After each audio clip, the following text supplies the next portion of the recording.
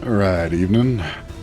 Going to be starting up a stream of Stellaris, latest patch, along with all of the relevant DLC. Also running 36 mods, primarily things like amazing space battles, backgrounds, expanded colors, expanded flags, Gilly's planet modifiers, the dynamic UI with dark UI all mixed in, planet diversity with all of the sub packs, along with real space, tiny outliner, and a few other little tweaks to make it all kind of work together.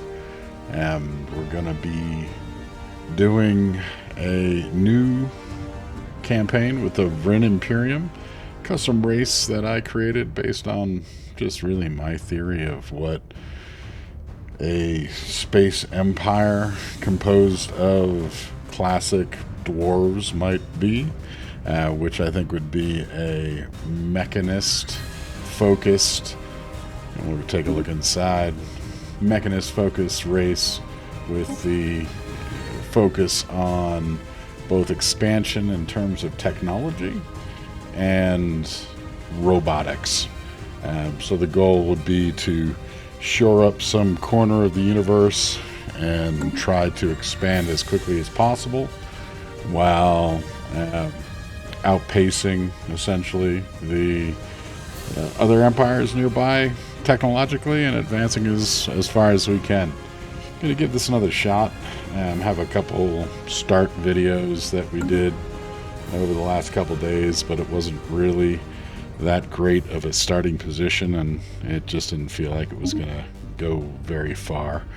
Settings that we're going to throw at it are a huge galaxy size with a spiral of forearms, a lot of random settings.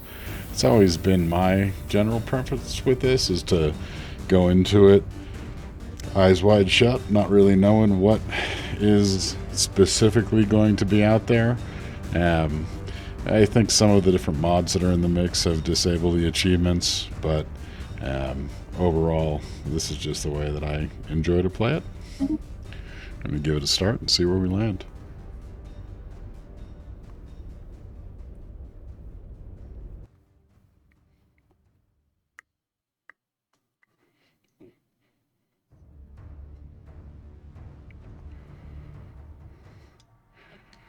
Alright, the Vrinn Imperium. In the eons since the first primitive Vrinn communities took shape on the endless plains of Vrinn, our civilization has spread and prospered. Despite our rapid progression through the technological ages, as a species we were fragmented and inefficient. A new system emerged during these chaotic times that delivered us from superstitious beliefs and brought order to society. Some resisted this change out of irrational fear, but after several pacification wars, they too became productive components of a greater whole. Now, after the discovery of the Hyperlane network, the finest minds in the Vrinn Imperium have finished development of the first hyperdrives, and the stars themselves are finally within our grasp. To just run through our traits. We have a supercontinental world preference, which is part of the planetary diversity. We are an intelligent and enduring species, those both being based around the idea of letting us try to optimize technology over time as much as possible, and wasteful just to balance out the trait selection. And we're also an efficient bureaucracy to kick over the administrative capacity as much as possible, and a Byzantine bureaucracy because we're going to focus on having bureaucratic offices in all of the hopeful colonies that will settle in order to support the expansion, since we're going to be trying to generate double pops at most times, both Vrinn and robots. We're an authoritarian government in order to increase the monthly influence and the pop worker resources from our robots, and we are fanatic materialists to keep down the upkeep and boost our research speed overall. Give it a start. These are some of the mod options. Again, in the theory of randomization, like to randomize the habitable worlds, accept Gilly's planet modifiers defaults, and confirm that there's no problems with real space. And let's have a look at where we landed.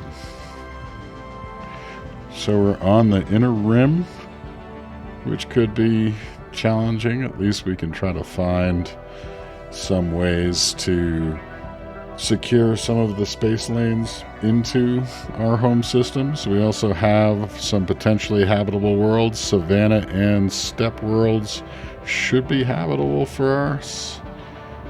And a Badlands world, I believe, will be at least moderately habitable. We'll have to see based on some of the modifiers. Have run into quite a few negative ones from the expanded pack that we're running here, and so it always makes it a bit more interesting. I think we're gonna start getting our survey ship headed out to the double planet system to see what we have there, and we will also try to pick up some, I think, additional energy off the bat with our construction ship.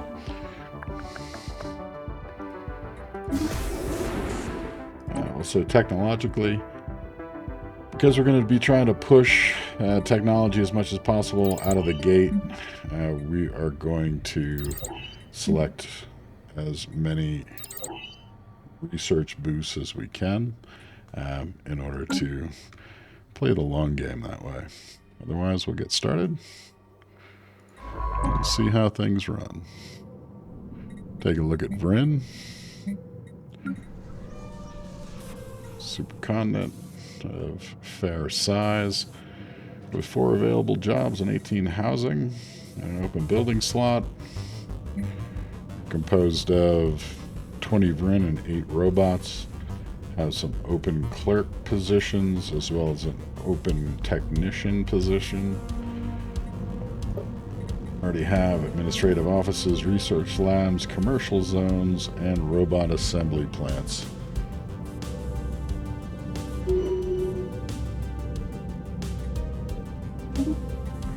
Let's take a look at our hair, space miner, precursor historian,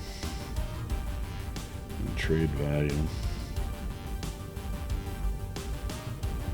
Outpost build cost down 15%, starbase influence costs, that's not bad.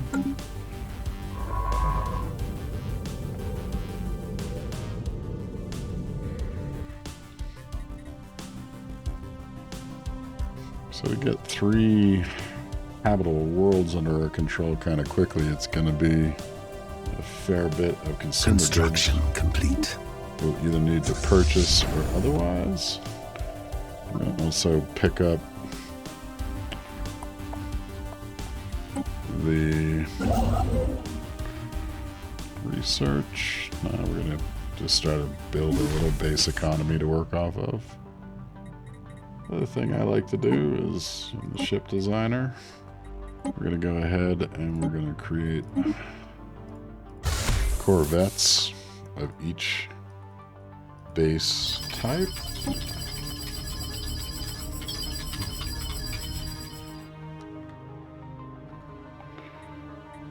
We're going to auto upgrade and auto complete.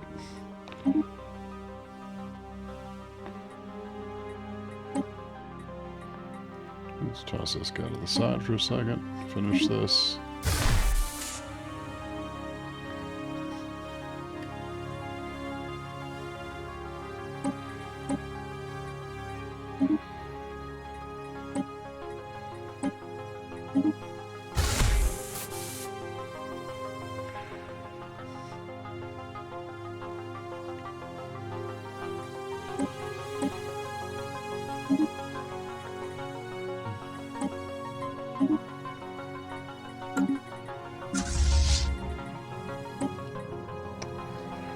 Alright, a lost robot. Our administrators on Vrinn's Moon's mining stations are reporting that an owl model robot is missing from the last shipment we sent them. They ask us to investigate and send it to the moon so it can start its mining duty. We'll start looking into it. After checking the flight manifest and the receipt, it appears there really is a missing robot in the last shipment. We see two options here. Either it has been left somewhere in the space cargo that was used to send it to the moon, or it never quit the planet and is still somewhere in the factory that produced it. We can check the space cargo hold or check the factory stocks. We'll go ahead and check the factory. Vessels upgraded.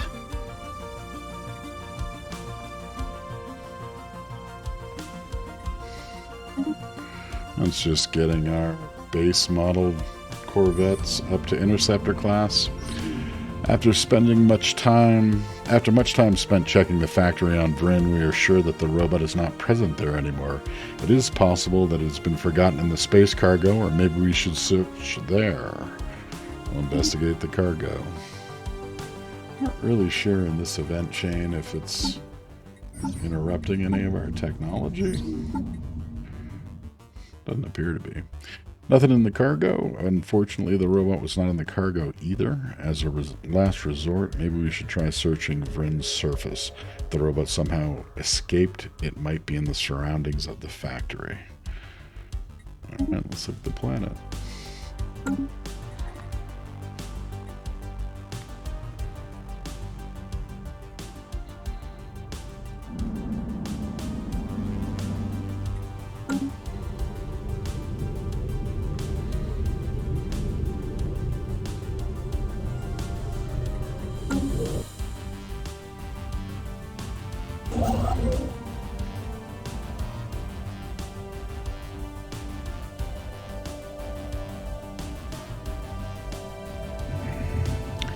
A lucky find. After our extensive search, we finally found the robot. We have also found the Sinto, a mining device used on Vrinn's moon that the robot had been building.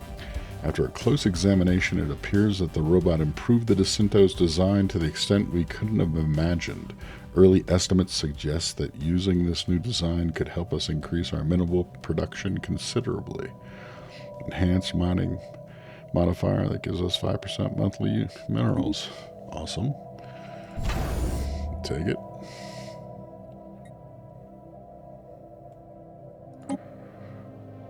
We are going to get construction complete. Second shipyard going. Second science ship going in the shipyard. In the meantime, we'll finish off getting ready to build out the mining stations in our home system.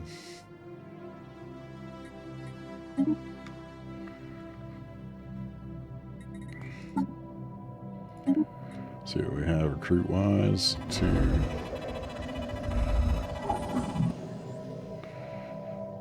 Alright, first the ISS Parplar has made a starting find on Woodriax 1. The planet is teeming with alien life. For the first time in history, we have encountered life forms that did not originate on Vrinn. This amazing discovery has silenced those who believed we were alone in the universe. Although none of the alien creatures found on Woodriax 1 are sapient, it's likely only a matter of time before we encounter beings that are. Society research gain. We have made a discovery of Precursor planetary guns. The science expedition team led by Abia Na Elgden from the science vessel ISS Parplar has found something remarkable. These are massive weapons set up all over this world. They are capable of firing into orbit and were built millions of years ago. Our weapons technicians recommend further study of these technologies. In the meantime, taking control of them could provide ample defense of these space lanes. Further study by the survey team has revealed that this system was used strategically by its former occupants as both a defensive holdout as well as a launching point for patrol sorties. What they were defending against and looking for remains a mystery. We gain a good batch of Unity, find some minor artifacts, and we get exotic gas refining, which we have the option to research, but we have that in our home system, so it could be useful. The scientist Abia Na Elgden has developed new skills and now has an expertise in materials. So that is our first potentially habitable world. Let's take a look. It has hostile fauna, which are a bit of a hit, but the Precursor defense grid gives us fair buffs. Poor quality minerals makes it not a desirable mining planet. We're going to start out tradition-wise.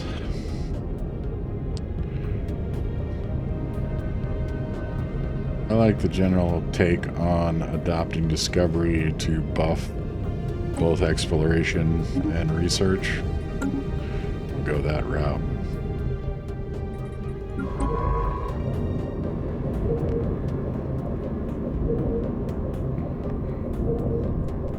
What's the other habitable world in this system?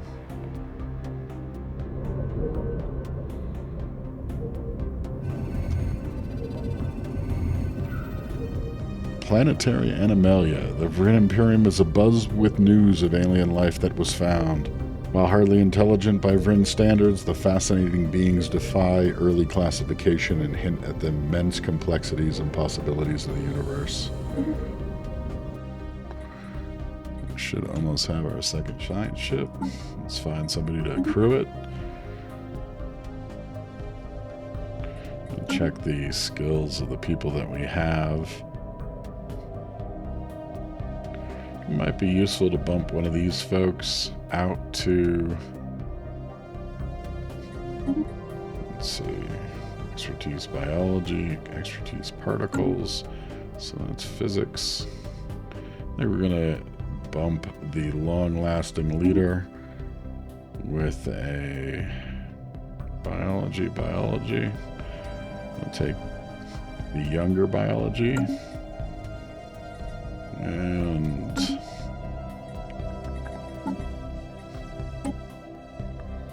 I'm going to move the specialist in. And that way, my new science ship will at least have a long-lived exploration scientist. And we get to pick up another tradition. It's going to take us a bit to research those initial buff categories, so we're going to take the buff to research survey speed and disengagement chance.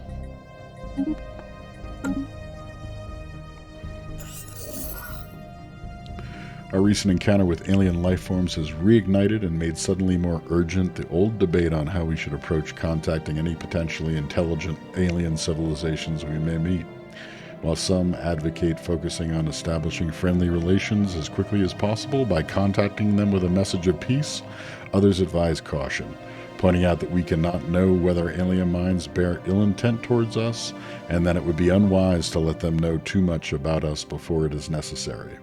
A third, more radical group push for the preemptive action against them. With the security of all Vrinn at risk, they say we dare not hesitate to take whatever measures necessary to gain the upper hand against any potential Xeno threat.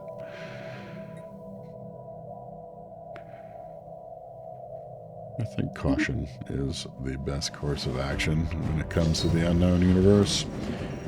We now know without a doubt that a thriving biosphere is not something unique to the Vrinn. Both the scientific community and the public at large are eager to learn more about the various forms of alien life found throughout the galaxy.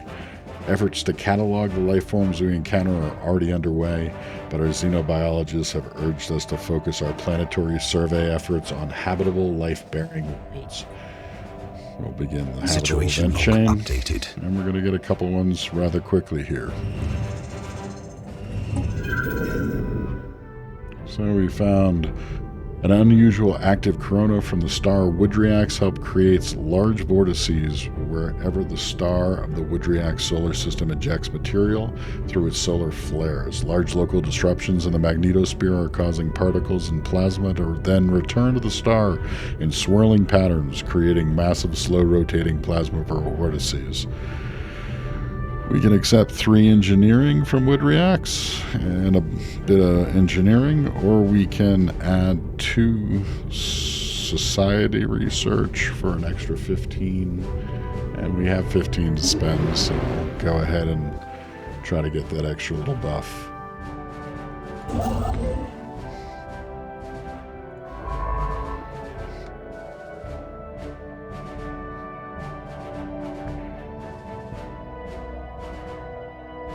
I think early on, assuming there is no connection outward in this direction, we're going to survey outward and try to capture however many choke points we can and hopefully occupy.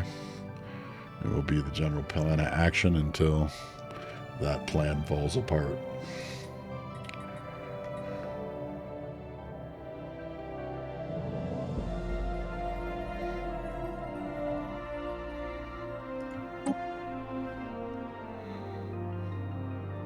Construction complete.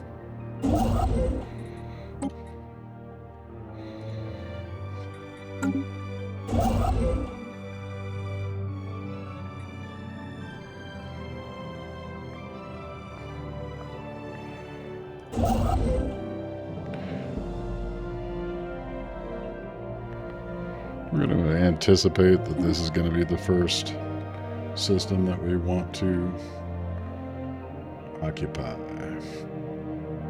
or extend to. That could change if suddenly there was a particular bonus to this world. It's kind of a cool world skin.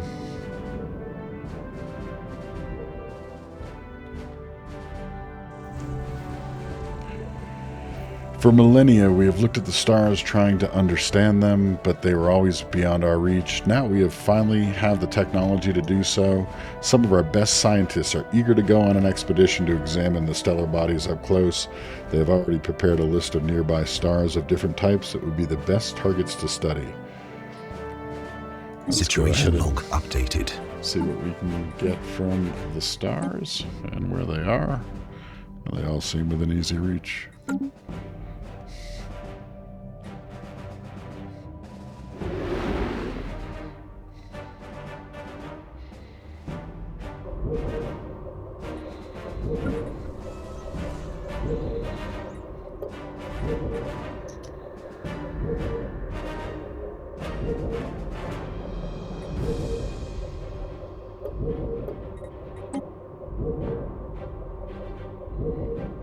I think we're gonna probably buy this clearance to get a free pop as soon as we have the energy to do so.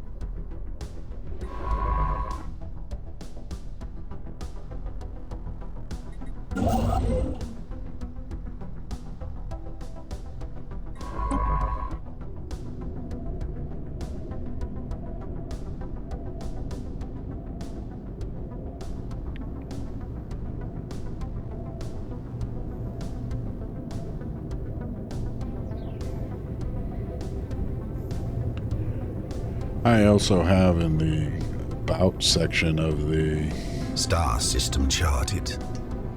Twitch channel the link to the Steam collection of the mods that I'm currently running here, so you would get the various just combinations of mods and sub-mods that compose this.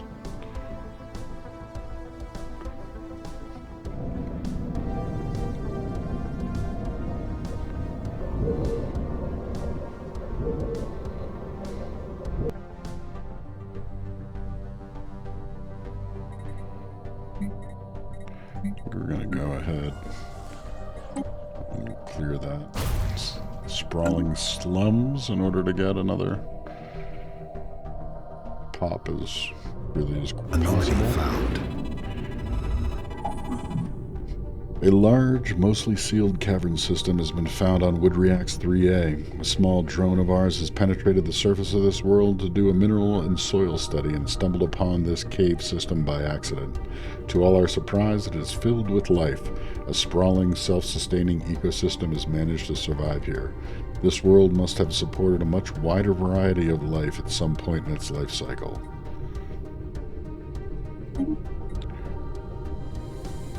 Leave it be so that we can survey the last system, or last planet in the system. Let's see what we got.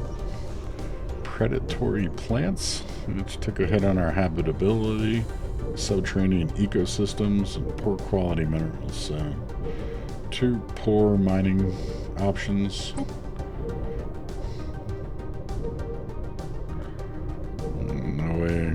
We can get 1 extra mining, yeah. So we will have to look elsewhere for good hauls of minerals.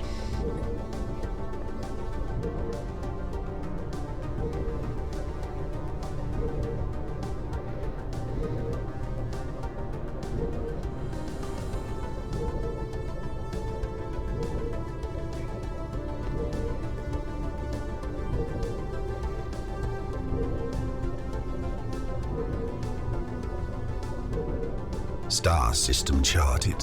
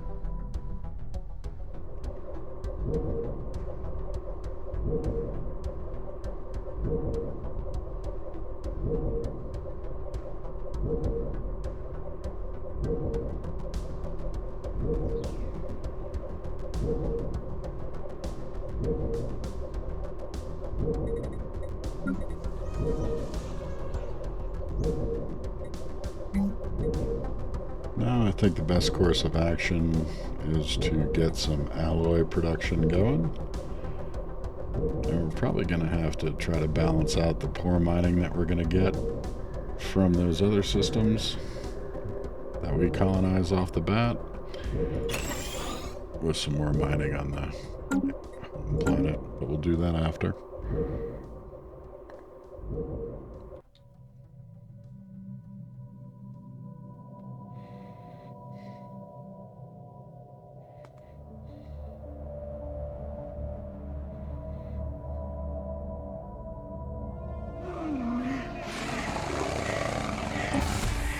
Audacious plant life. Science Officer Abdiana Elgden has found some troubling finds on Woodreax 3A. The planet's megaflora is not only widespread and gargantuan in proportion, but also predatory. Various species of carnivorous plants rest patiently on its surface, releasing aromatic lures into the air and waiting for prey to come near. Sensitive tendrils on the terminus of the plant's leaves register the approach of animals, resulting in the plants snapping shut around their hapless prey, which are left to be slowly corroded by digestive acids. Abdiana Elgden warns that any future colonists will have to steer clear of these predatory plants, as they appear more than capable of trapping a lone adult Vrinn.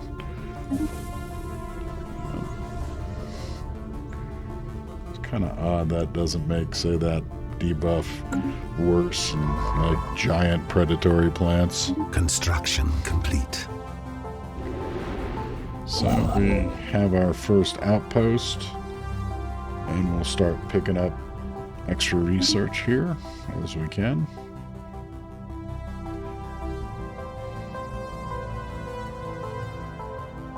Special project complete. for a star study, just as we expected, the radiation spectrum of this star is very conductive of carbon-oxygen life similar to us. The zone of perfect conditions is wide. We should look for these stars in the future as they tend to have the highest potential for having colonizable planets. K-class stars.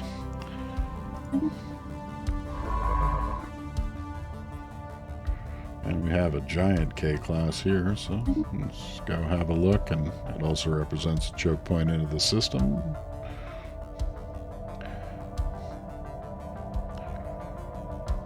So we also have the basics for getting our first colony ship going, which I think is advisable.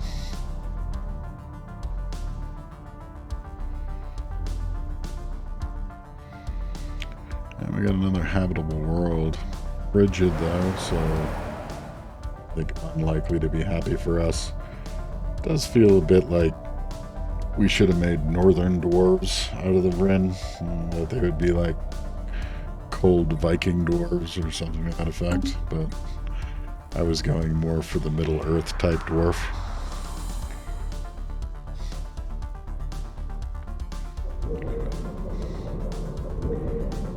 That's kind of a cool one too.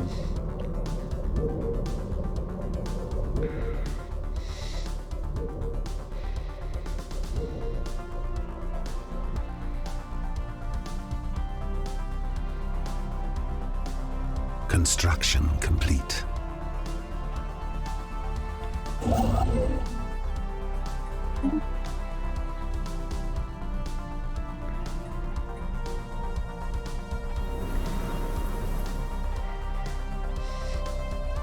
So the hostile fauna on this Badlands world make it a little less desirable. We'll have to see if we can bump up the habitability over time. It'll become a more attractive spot.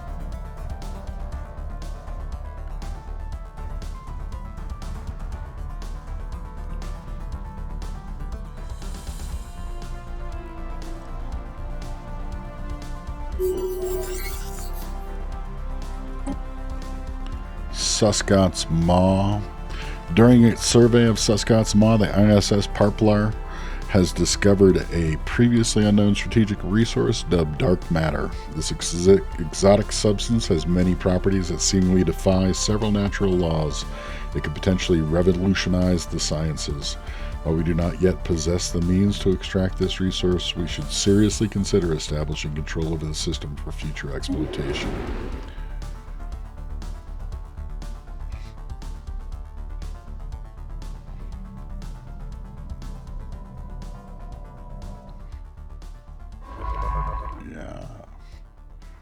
I imagine we should get some decent resources just by the quantity of asteroids and such that are in this system.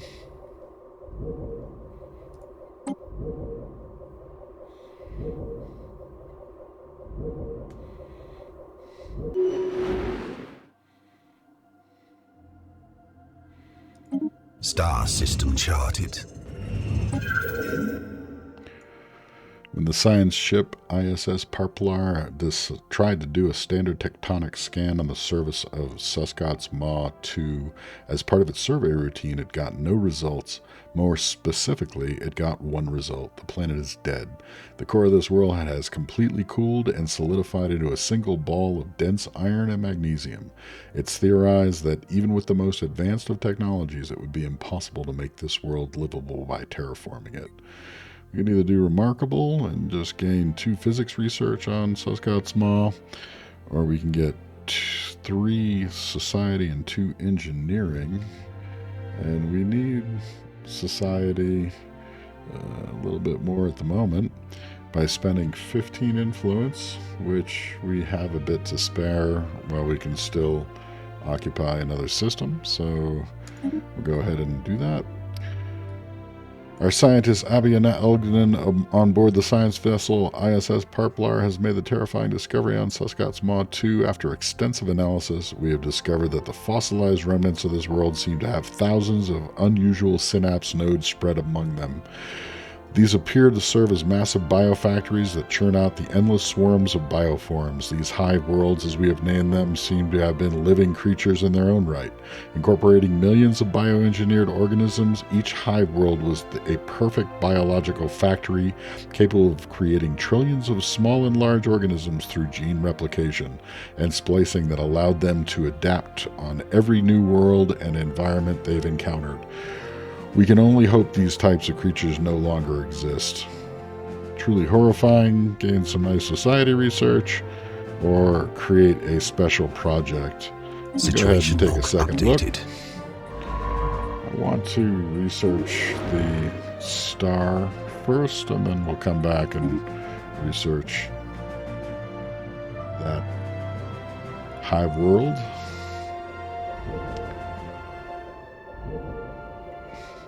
The construction ship looks like it's just about done. Construction complete.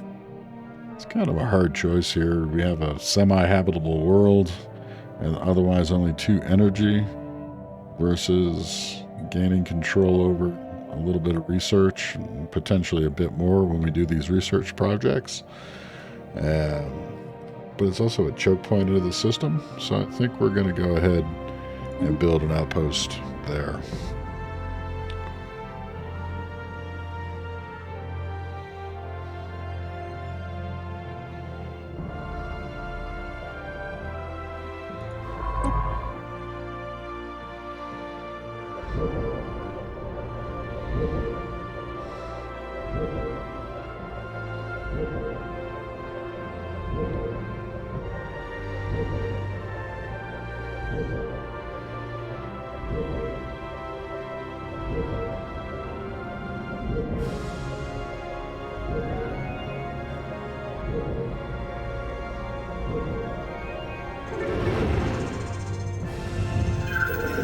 The planet Cosmalion 1, deep within the Cosmalion solar system, seems to have a giant ocean of magma, an endless stretch of liquid molten rock. Deep resonance scans indicate that part of the core is fully exposed in this area, which explains how the magma can stay so hot and so liquid. Interesting, gives us 2 minerals on Cosmalion 1, which already has 4. Looks like that's actually 2 events. We'll take it. And we also found exotic gases. It's a productive world.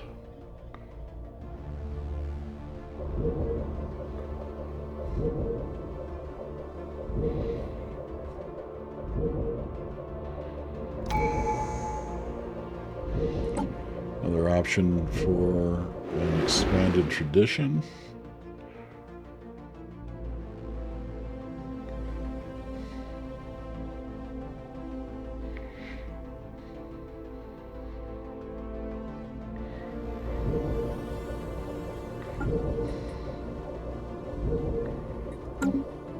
Let's take a look at this. We have 22 and 7 and 24 months remaining, which is a decent bit of time in terms of getting to where we're going to benefit from an extra research alternative.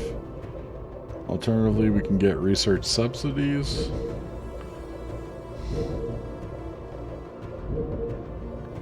I'm going to get research subsidies a shot. So now we have also the edict. But we need to build up 200 influence, which might be a bit of a trick early on, since we're going to be more so using that to expand, but we'll see how it goes. Colony ship is almost done on Vrinn Prime.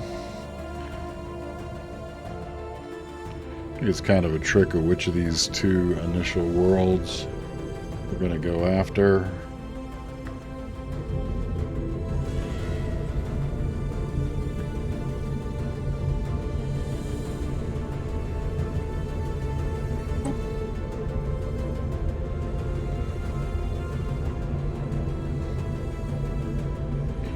think I'm leaning towards Wood Reacts 1.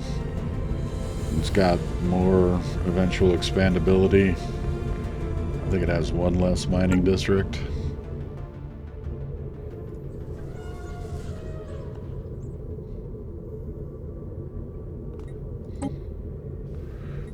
We're eventually going to get to them both anyways.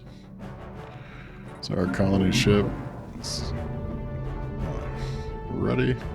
We're going to get into orbit, and then I'll colonize, just in case we run into another specially habitable planet before getting to there. And choose to swap out that choice. Special project complete. So our second star study. This star is a sad reminder that all things in the universe are finite. Once a shining star, at the end of its lifespan, it collapsed into itself. While studying this exotic celestial body, our science officer, Abdiana Elgden, has become fascinated in particle research. She should be heading to study the second research project.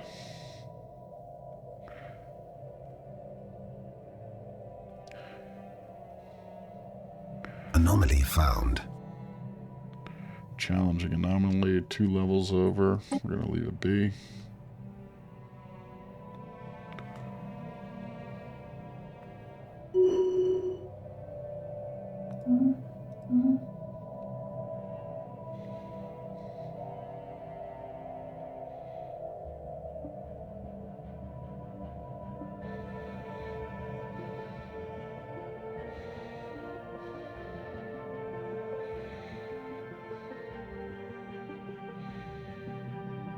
Construction complete.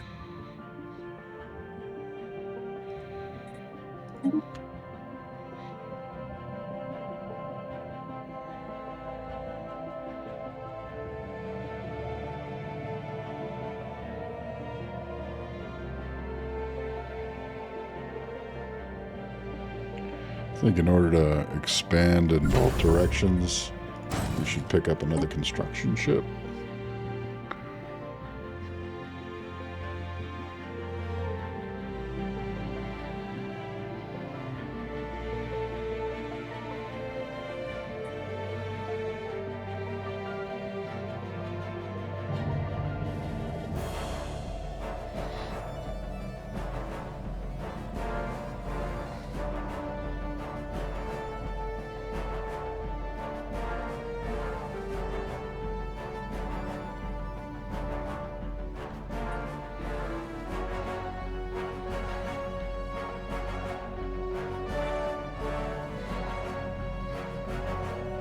Technology secured.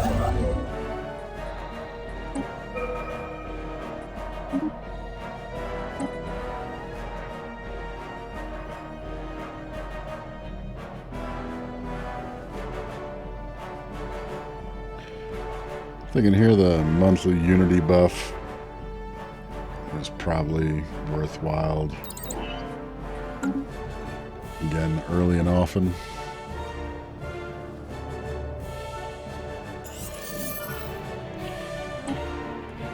Cosmalian 2, we have discovered our first deposit of rare crystals. Also can't yet take advantage of.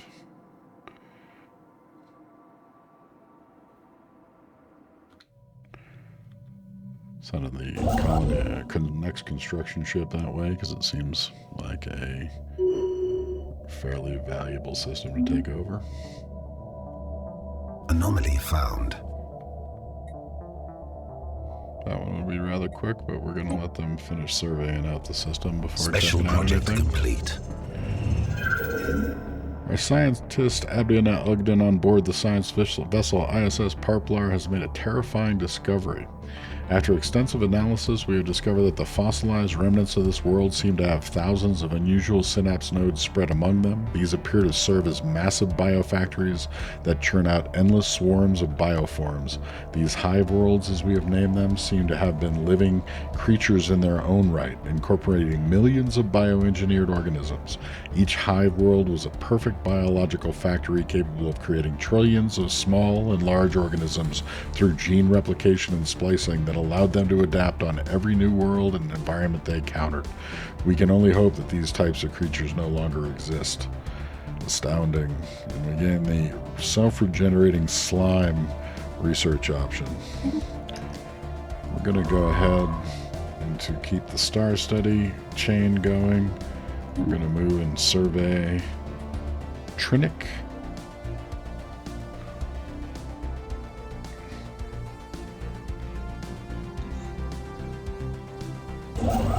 This construction ship finished on that station. It's gonna probably take a short bit to survey Trinic. I think it'll make sense to go and capture Nuggin. Let's take a look at Vrinn. We're still creating our first 2 pops. Those are about to get completed, and then we'll have room for at least 2 more job-wise. We're running full tilt on our specialists. We have a available spot for 3 clerks and a technician.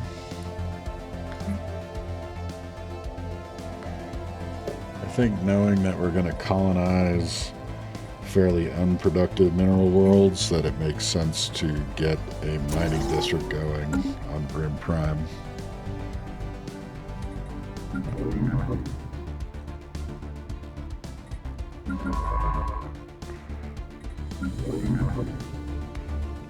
Alright, our colony ship has arrived. Nothing else jumped out at us. We're going to go ahead and colonize Woodreax 1.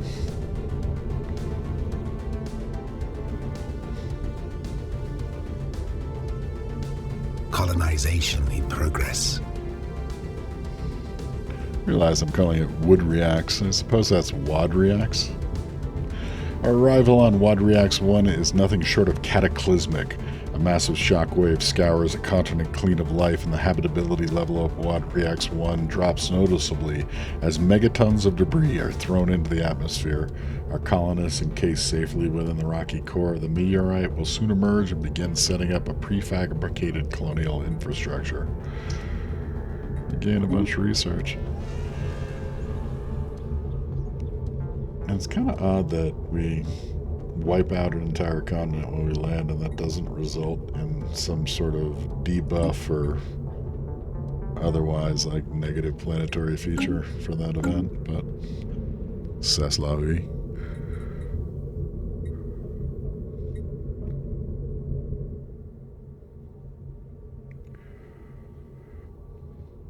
You could probably... Yeah, I think we can. Let's take a look.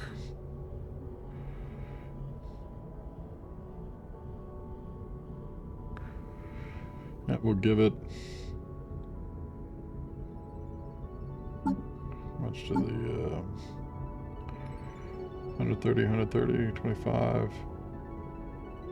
Close enough, end of the month. Alright, so we're going to buff ourselves into a position that at the end of the month we'll be able to kick our second colony ship going and take over Wadreax 3A.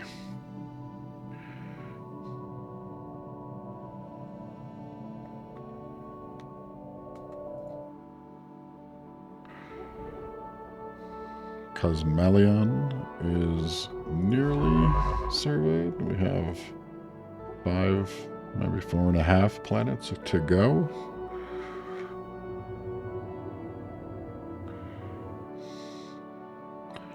And our research ship is ready to pick up on building it out.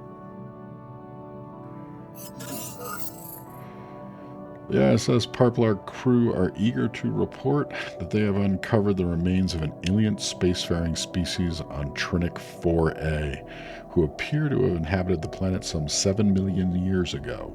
While it's unclear why this species, who called themselves the Gruner, disappeared from the Trinic system, our scientists have isolated a promising archaeological dig site on their planet. Perhaps further study will yield more clues. Curious.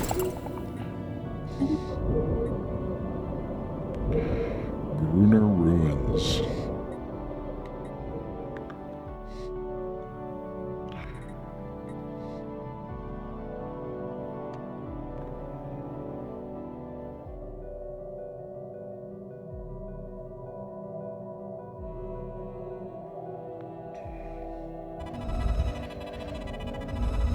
The Vrinn Imperium is abuzz with the news of alien remnants that were recently studied. These leavings are considered definitive proof of intelligent, purposeful alien activity at some point in the past.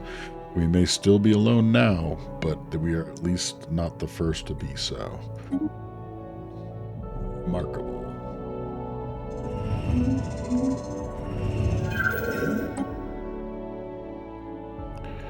The atmosphere of Trinic 4 is so dense it mimics the flow of liquid. While extremely improbable for a gas giant to have such dense gas, it is not impossible. It is believed a combination of high gravity and very fast planetary spin and extreme countermotion in the gas giant's atmosphere is the reason for this unusual phenomenon. Our explanation of Trinic system is going slower than anticipated due to the discovery of a spectacular polar storm on Trinic 4. The storm is perfectly shaped like a hexagon. A very unique pressure and wind process has shaped this near endlessly lasting storm into a perfect geometric shape. We can add 4 physics, or 3 society and 2 engineering.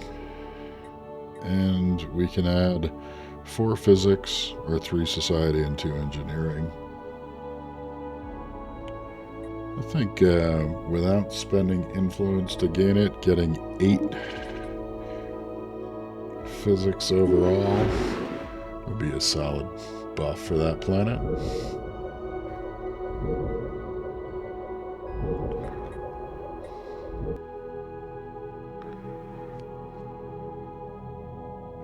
So we also have what we need to get that colony ship going. Missed that by a slight bit. Easy to get distracted.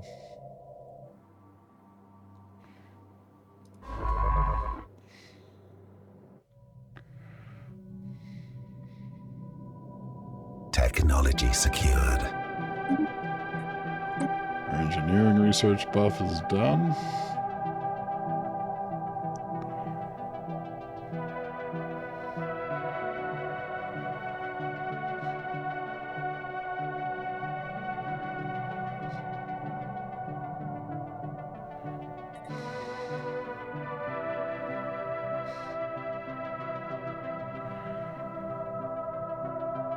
I like the idea of being able to mod our robots early.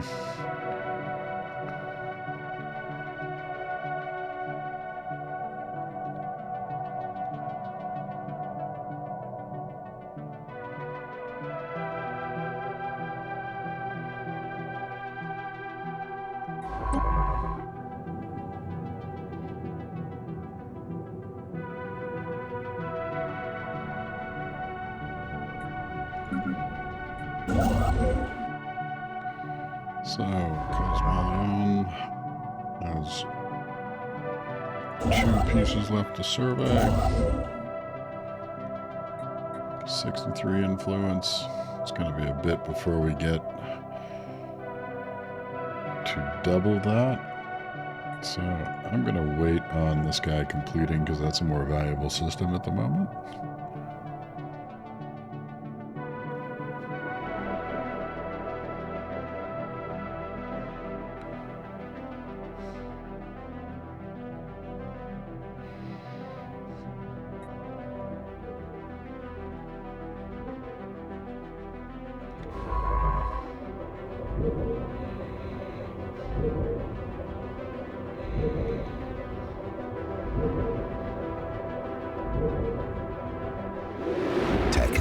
secured.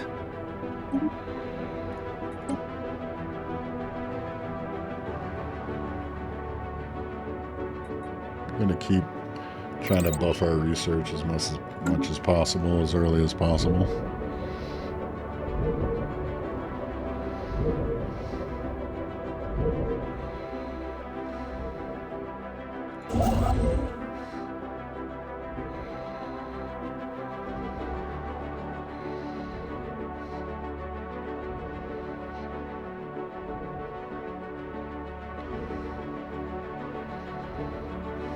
Star system charted.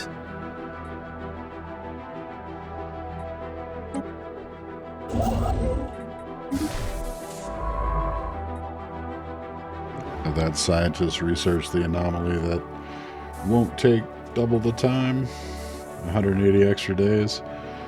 We'll come back for those more difficult ones once they've gotten to a decent enough level. Scorching Gases, the temperature of Trinic 2 is several magnitudes higher than what is expected for this type of gas giant. It appears an unusual dense core of an unknown material is producing a lot of heat. The atmosphere is so hot our probes are unable to reach the inner part of the gas giant to study what the core could be made out of. Another 5 engineering, or 2 + 2 + 2, but we're going to spend 15 influence that we want to use right now to expand. So we're going to go with just the engineering.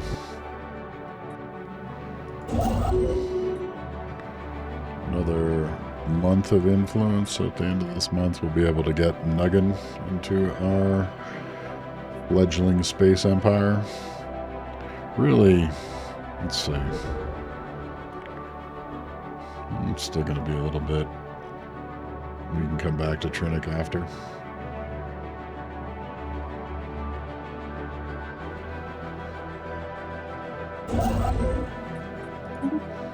Got the starbase going on Nuggin.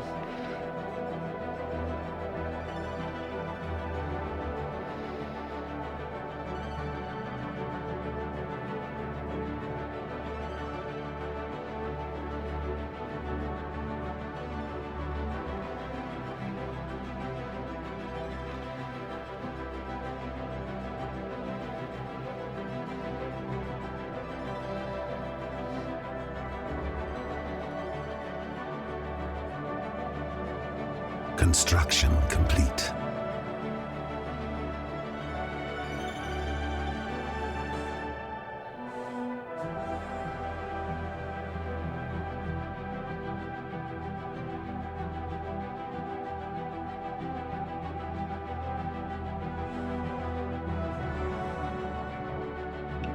Let's take a look. I think we want this mineral planet straight off the bat.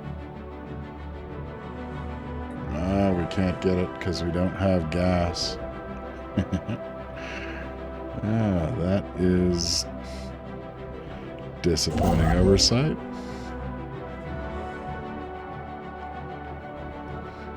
We'll pick up the research and then we'll come back and pick up the mining.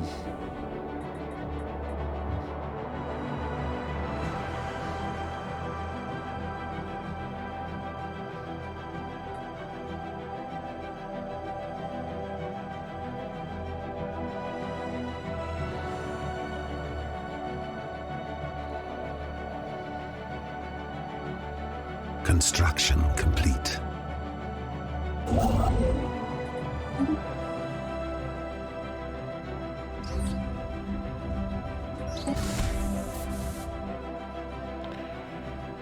Our researchers are still unsure of the original intent of the facility. However, the design of the structure itself is fascinating. It has been described by our researchers as nauseating, frightening, and completely impossible.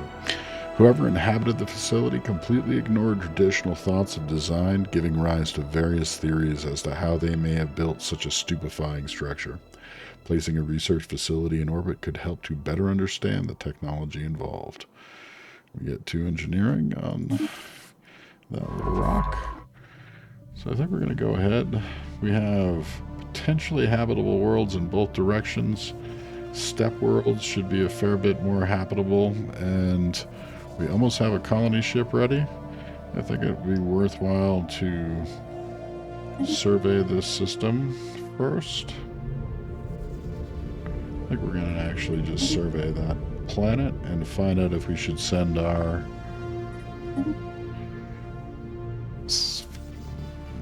colony ship there directly as opposed to Wadriax and the Savannah world there, since it's a fair bit larger steppe world.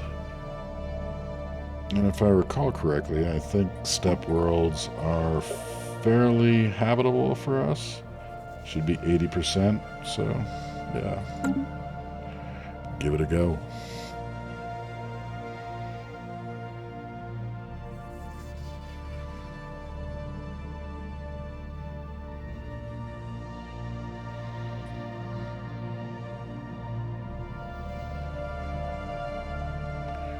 And take a look back at Vrinn.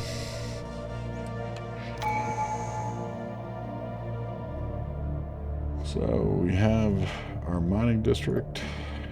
We are back up to 4 available jobs. We have a miner job available, as well as an energy technician. And we're starting to fill clerks in. We're a little low on amenities.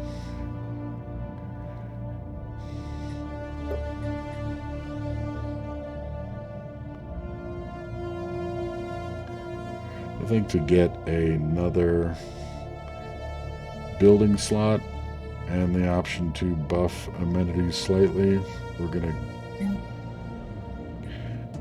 get one going when we're ready. I don't think we're gonna buy the minerals for that difference. Another option for tradition, we're gonna have to kind of climb the research and leader buff event chain so we can get to our first ascension perk.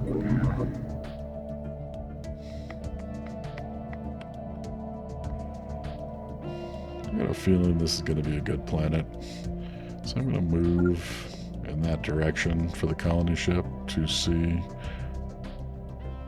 if that becomes the case.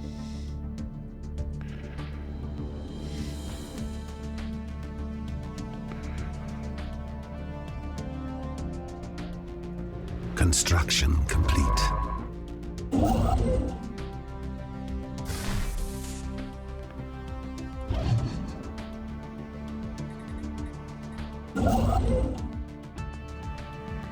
I'm going to move this construction ship out to Nuggin. That construction is still underway.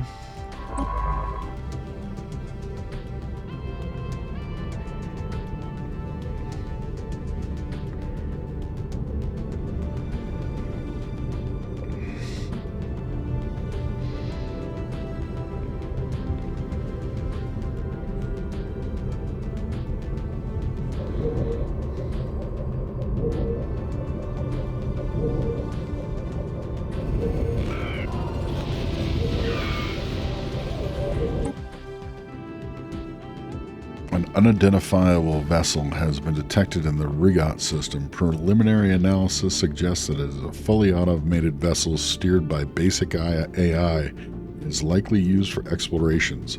Its intentions are unknown. It neither shows hostility nor makes any attempts to communicate. Until we know more, it has been designated the Alpha Aliens.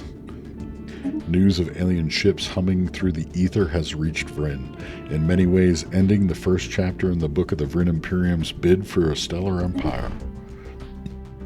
So, see what we can see. Can we see anything? Ah.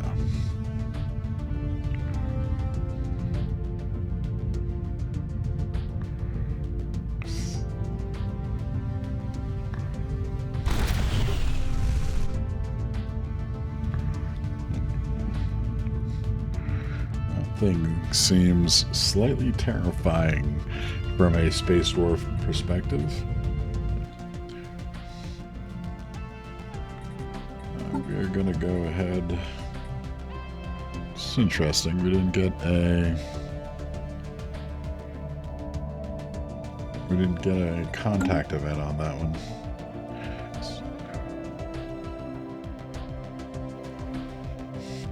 Let's see if we guessed right about Withriel.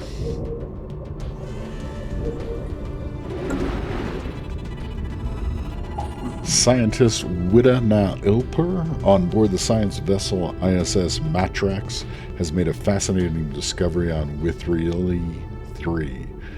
The ship's scanners are detecting massive quantities of various alloys and chemicals spread across the surface of this world. Wrecks of ship can be seen from orbit and are truly huge in scale. A titanic battle must have once raged overhead, and the world is now littered with rusted skeletons of craft that once ruled the skies. We can choose to say that they are massive and gain some minor artifacts along with some engineering research directly. Or we can spend 20 influence and take a closer second look with a special project. We want to take a closer second look just based on the idea that we may want to also occupy this planet, and that research project could provide us with better buffs. We have atmospheric hallucinogens, a spaceship graveyard that will provide better alloys, and unusual formations that block planetary build scheme. A little mix of good and bad. Let's take Situation a second look. log updated. I think. Interesting.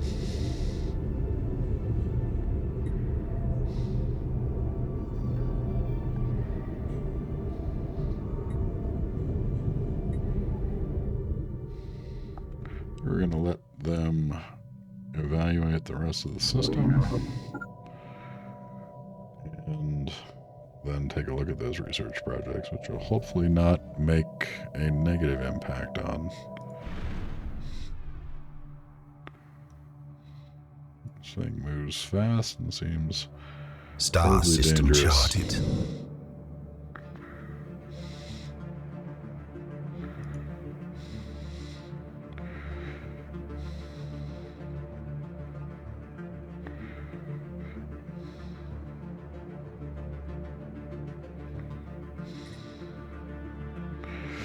I plotted my course to the Burneye system. This is where I'm going. Do you know where you are going? It's fine if you don't go anywhere, don't get me wrong. What exactly is your mission? My creators were not very interested in the galaxy, but they wanted to know if any threat to their security could arise. I'm tasked with collecting relevant data, mostly demographical and ethnographic information, but some astrophysics aspects as well. Tell us more about the Alcree. Can't tell you much, wouldn't even if I could. They're a friendly bunch, just not very social, you know. Don't like to be disturbed. This is where I come in, see? Somewhat enigmatic. Anomaly found. Leave the anomalies be so we can get the system surveyed, so we can get a mining ship. Construction complete. We can get a construction ship out there to create an outpost and get the colony ship out there to occupy. We're also in a spot where we should be able to purchase the consumer goods we need. 390. Yeah. To get another colony ship going on Vrinn.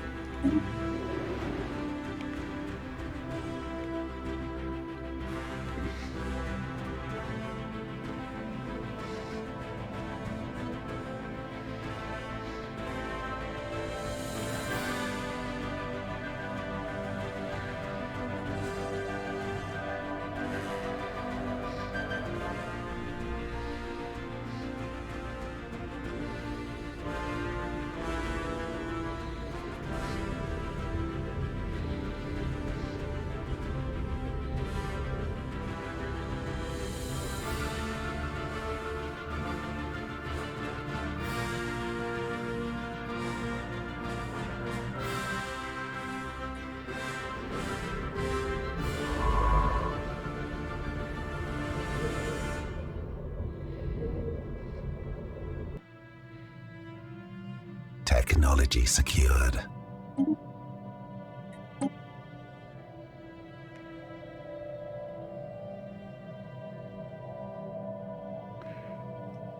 think since we're going to have a fair number of colonies here shortly, locally nearby to us, that pop growth speed is potentially the most effective route.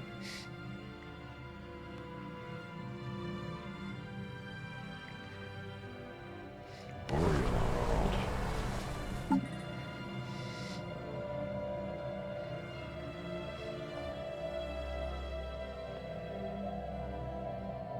Interesting. I do not see boreal worlds in our habitability chart. I'd take a look at what it is.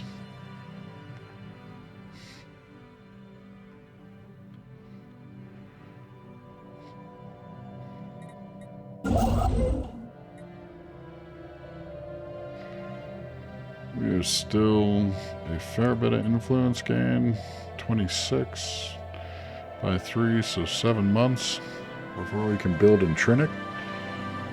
And that may also end up being spent in Withruli to support colonization there. And potentially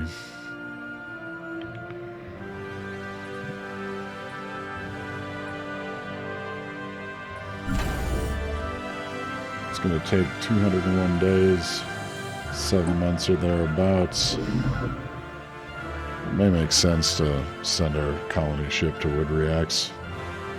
474 days.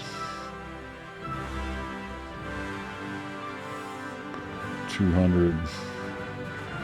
I'm gonna lie. I think we're gonna keep it going to Withruli. Woodriax 1 is almost completed. We nearly have the 500 minerals for another city district if we should choose. See how it plays out.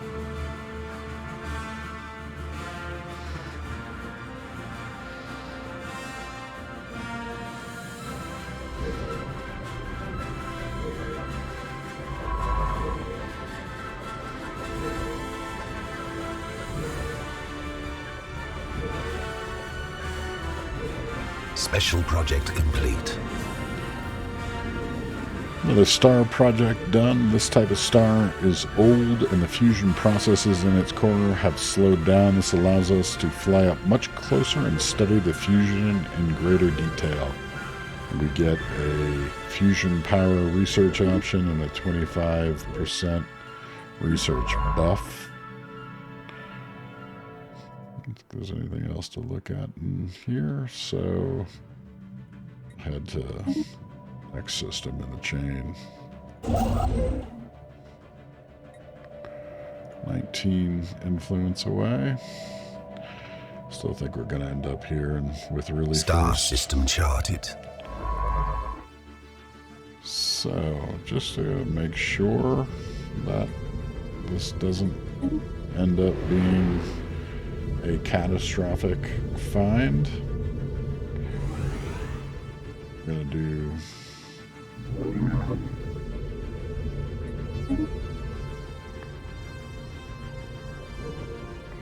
Sphere of influence expanded.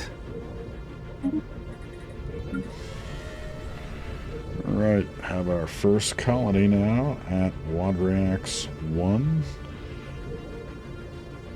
Seems like a decent planet. We're starting to get up on Empire Sprawl. I think what we want right off the bat is to get some robot assembly plants, so we'll wait until we have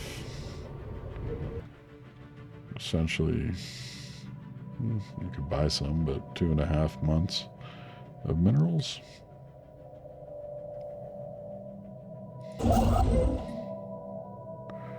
Three months away there. Unist. Ennist? Ennist sounds more likely. It's a cool one.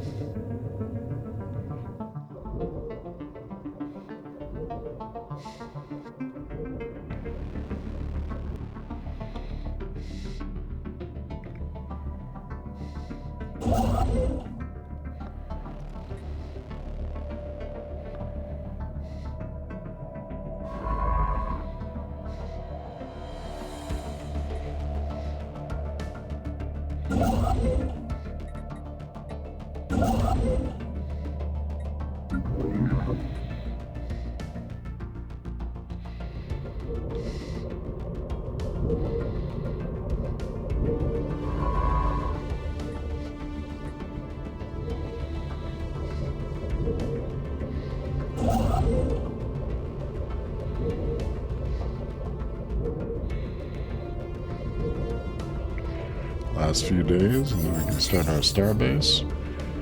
The SS Parplar discovers volatile motes in Ennist, an asteroid belt.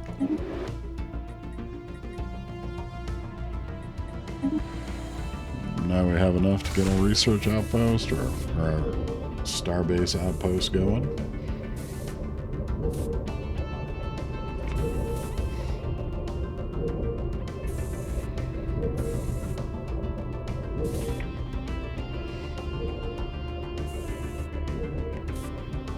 Special project complete. After spending an extended time studying the remarkable features of the planet below, our science team on board the ISS Matrix are ready to report their findings. Science Officer Widana Lilper has reported that the science team has made several additional discoveries studying this unique planet. This newfound knowledge greatly expands our understanding of the universe. Ooh, get 1,071 alloys, a minor artifact, and an engineering buff. Not bad.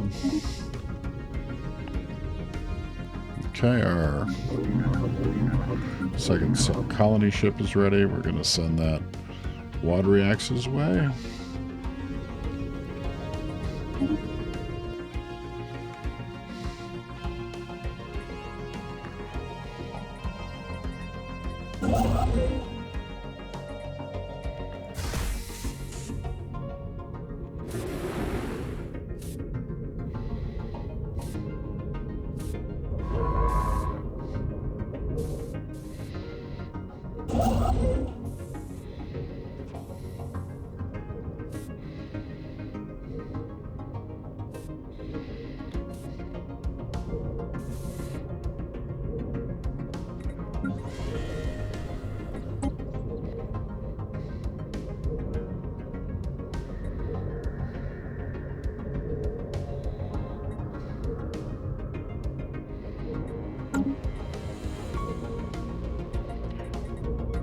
We have the minerals to do it, so we're going to go ahead and get robot assembly going on our first colony.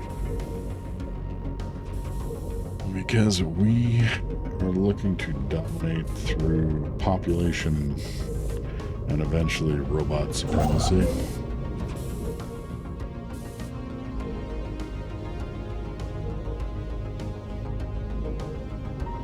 Construction complete. Let's confirm one more time, but nothing off-putting.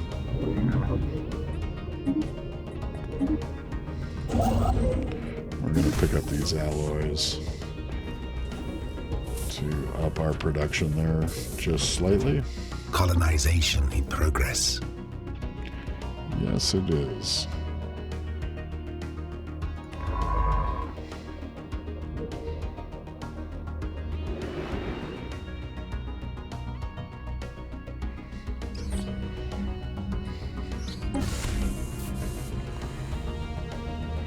A large mineral-rich asteroid has collided with Vrinn 5 at some point during the previous 1,000 years in what must have been a major impact event. An abundance of materials can now be found on the planet in the vicinity near the impact crater. Adds 3 mineral production to Vrinn.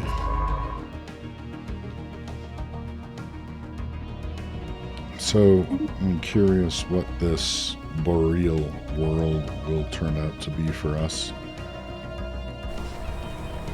It's a frozen climate. I imagine it's not going to be anything immediately usable, but worth checking.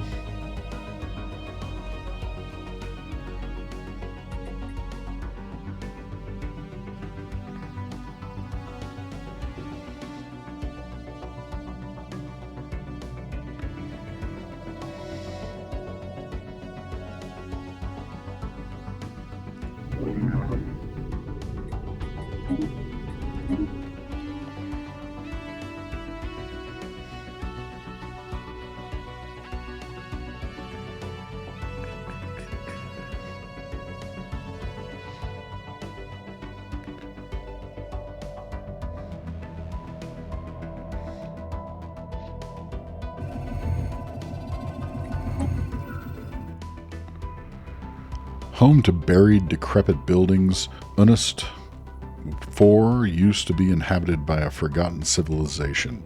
It is unclear how far the civilization advanced, though it is believed it has never gotten beyond the age of swords and spears. Large broken-down stone buildings, half-buried palaces, and crumbling walls were found, but no sign of steel or any advanced building material. How the life of such a young civilization was snuffed out is unclear. Astounding. And we can get 2 society research or spend 15 influence, but right now we're trying to expand. Construction complete. Going to try to keep as much influence as we can near term. Right, we're done collecting on the alloys. We're going to go ahead and build a mining station on Withriel 5A for 6 minerals.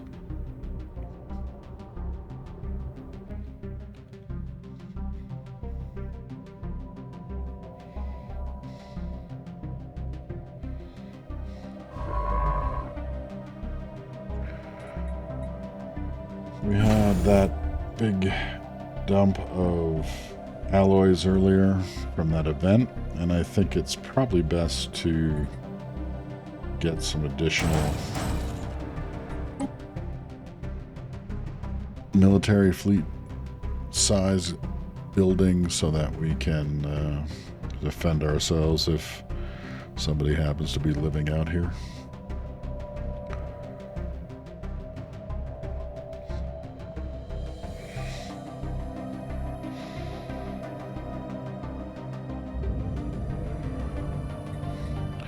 A small celestial object with pronounced gaseous and particulate tails was recently observed in the Vrinn Prime system. Its passing was uneventful. Colonization in progress.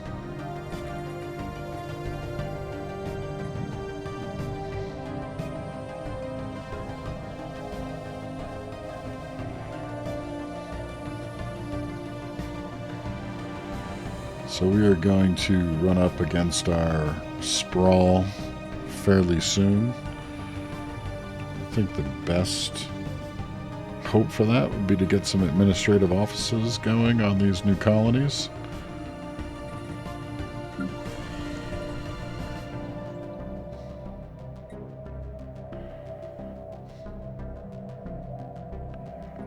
We may need to buy some minerals to do so. I want to know about Tegland 3 first. You can go ahead and survey the system. Construction complete.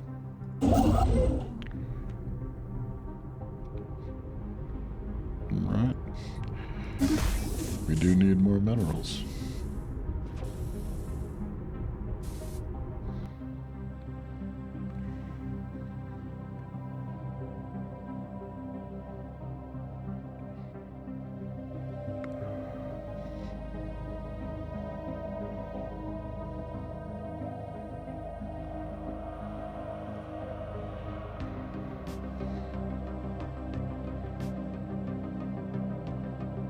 Star system charted.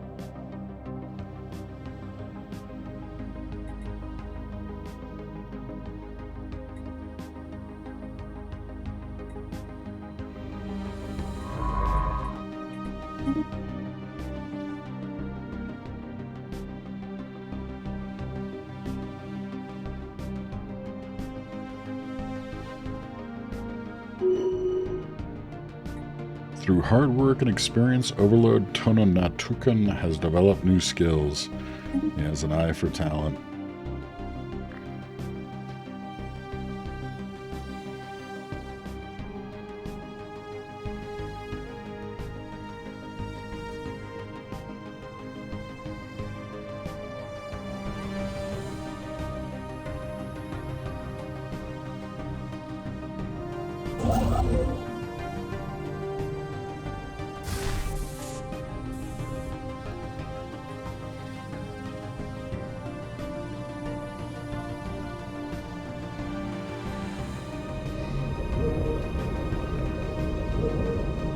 Construction complete. The science team, led by Widdenal Ilper from the science vessel ISS Matrax, has found something remarkable. A single large spire is all that stands out among the ruins of this world. This tower still emits a strong beam of light that runs from the center up into orbit. Remains of a satellite grid lead us to believe they were formerly linked. Mostly functional, we may be able to use it for communication or monitoring.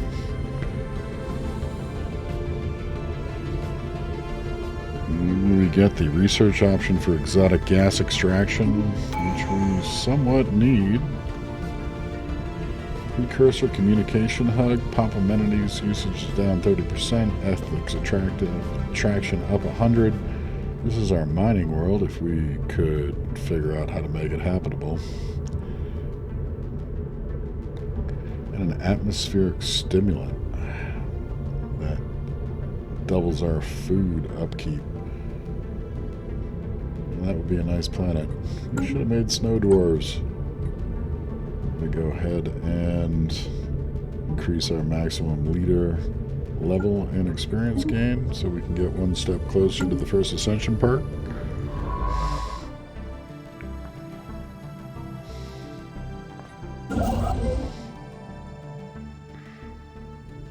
Go ahead.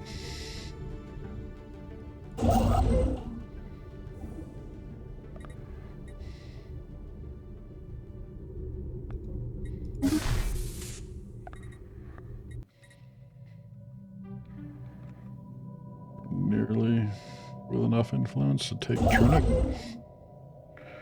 Another 3 months. 2 months just about now.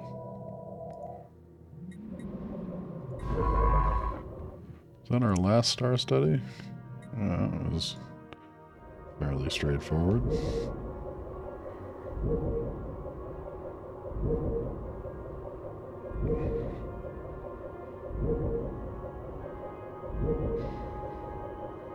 Technology secured. Got our 5% buff to research speed. We do 10% on research stations. We can increase our survey speed. We're starting to a bit low on energy because of expansion. We can push our energy credit production up. Or start buffing our ships.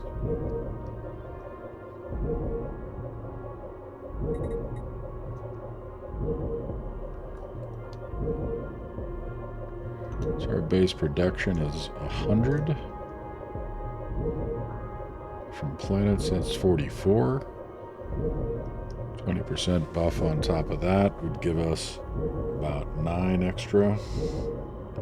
It's fairly significant against 12 current. I think we're going to go with that. And I think we have an unfilled technician job still. Oh no, it ended up getting filled. Is that a robot? It is not. Amenities are getting even lower. We could...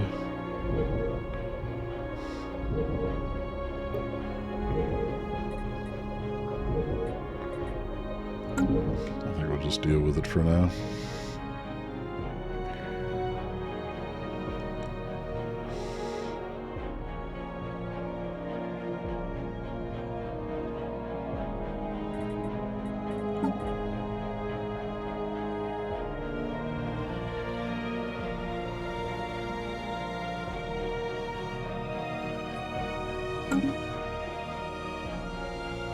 Construction complete.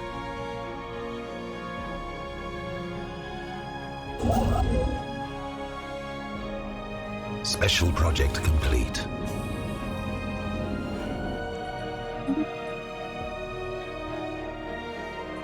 Class A star is now studied.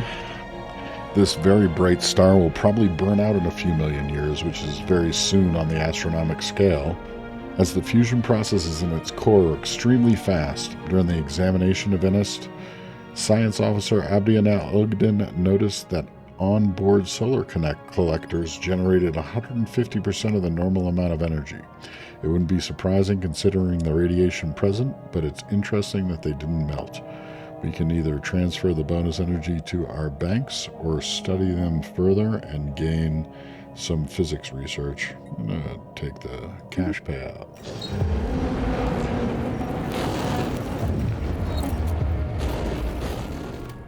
A group of investigators have found a hidden factory on Wadriax 1. The building and its state of decay tells of an old civilization, one that excelled at constructing things that stood the test of time. Our population would easily be able to use the facility to add to the colony's production. I think we already have an unemployed pop here. That doesn't seem to make sense. Probably just because the job's changed, and when we let time play a little bit, they're going to relocate them. I think I want to relocate them to probably generating robots so that we get both pops growing. But we can also produce quite a bit of research. Yeah. We have finally finished our studies of the different types of stars. A special research group was formed to further analyze all the collected data. The group could focus on furthering our understanding of physical processes that happen in the star's core.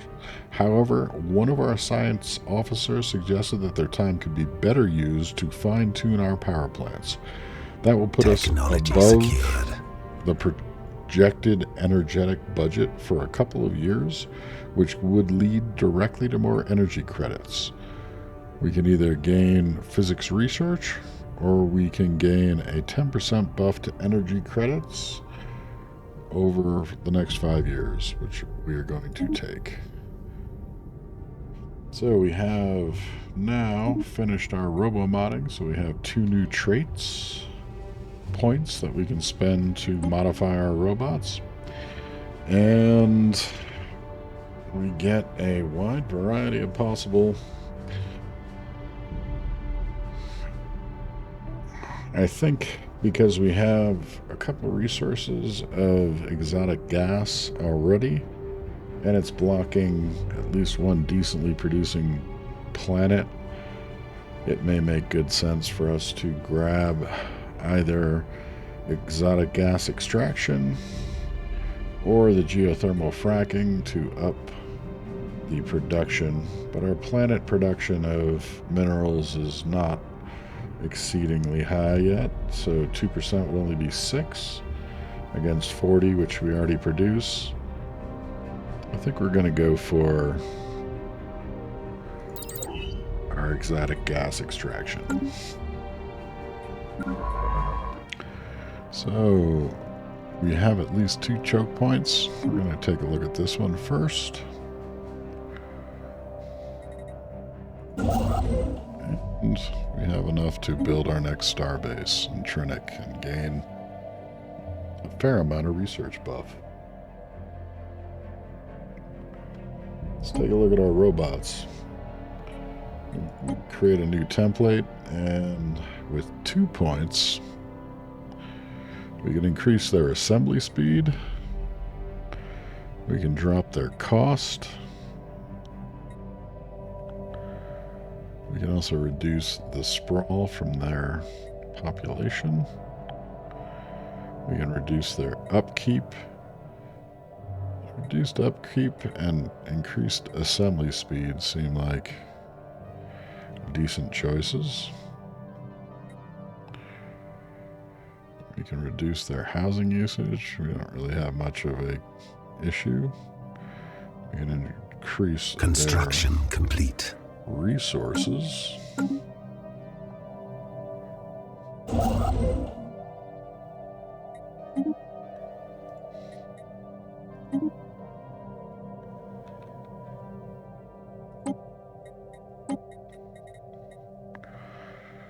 We can increase their minerals from jobs.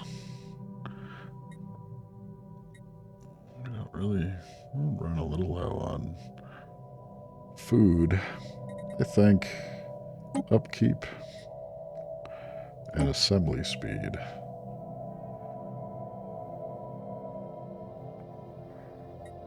We could also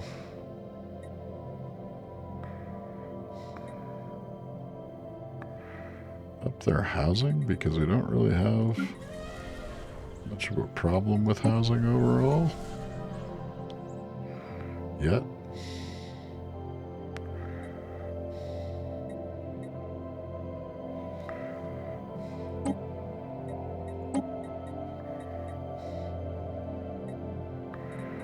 If we up their housing, we could also... I don't think we can actually add anything for another single point. Yeah, so we're just going to go with mass-produced and durable. Create it. We're going to apply this template to all of our robots.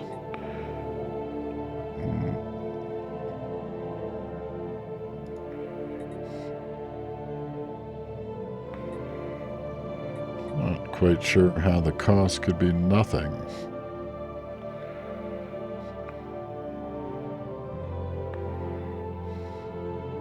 Situation log updated. We're going to have to change our engineering research away from wells. I think it's worthwhile. Any more habitable worlds? We need to find 4 more.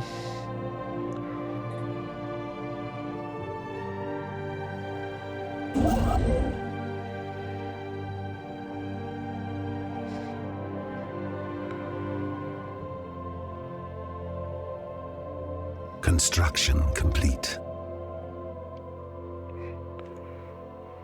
Alright. I think we're going to try to take advantage of some of the high output research Technology that we can gain secured. here. Got our buff to pop growth. I think to further enhance that, gene clinics makes good, solid sense. Anomaly found.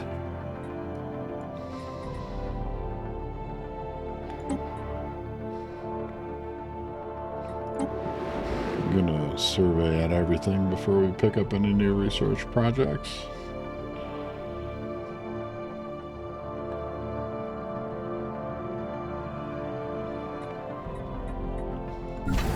Get some missile vets added to our fleet.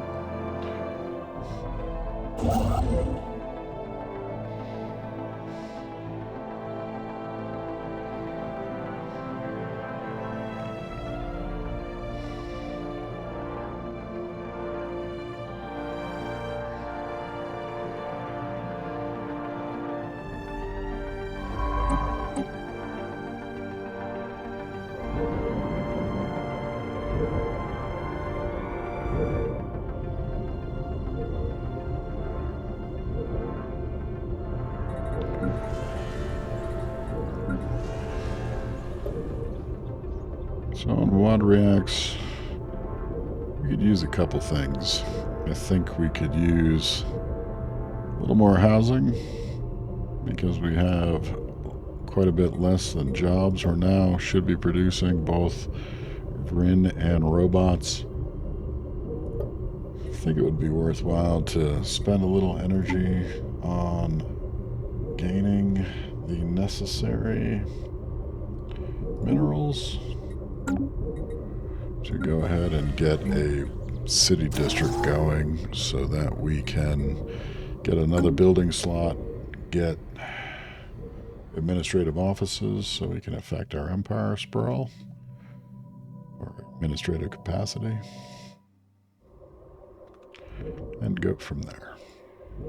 Anomaly found.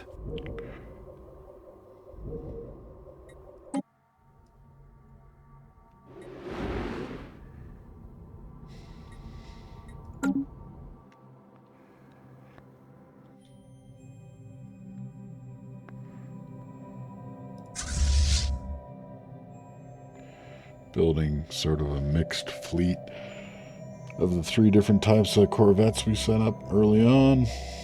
Interceptors, missile, and Construction picket. complete.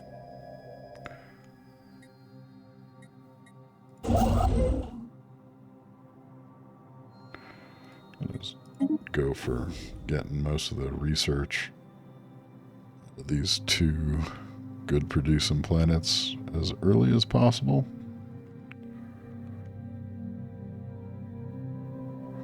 I think we may want to consider getting somebody working that archaeological site too. Take a look at the possible edicts. Nowhere near the influence for anything valuable.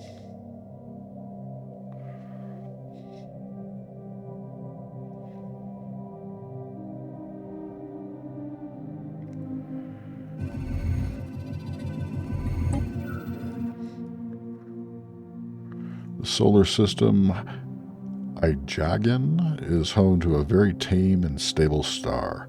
This was not the case billions of years ago when another star had its home here. With the death of this other star, a lot of rare and precious metals were formed.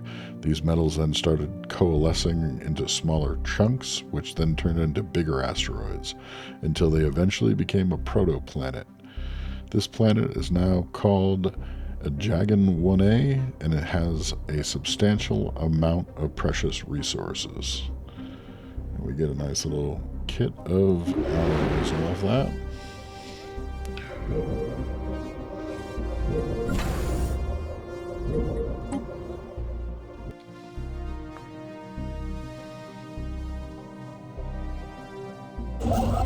Construction complete.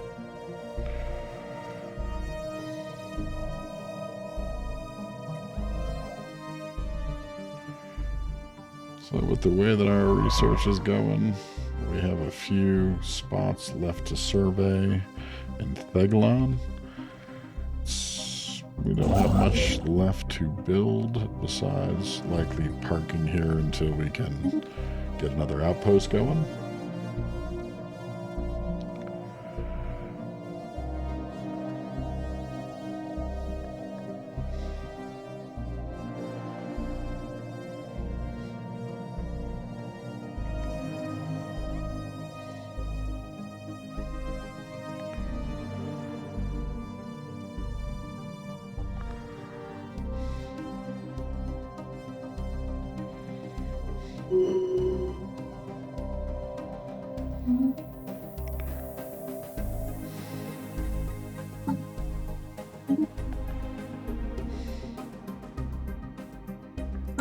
Construction complete.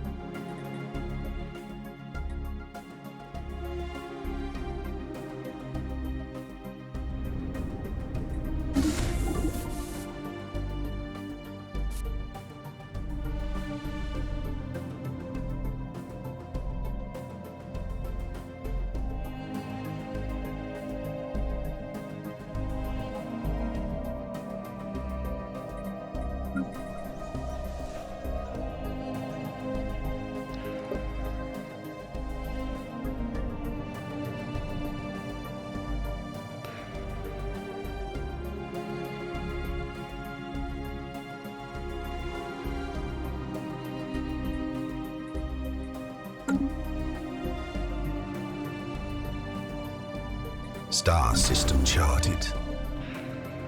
I think to support a few things we're going to need Another science vessel or two. So, let's see. Level 4. So the anomalies in the system should not be an issue. I'm going to go ahead and research. And we'll set a outpost down so that we can grab the extra resources and maybe get some off the anomalies.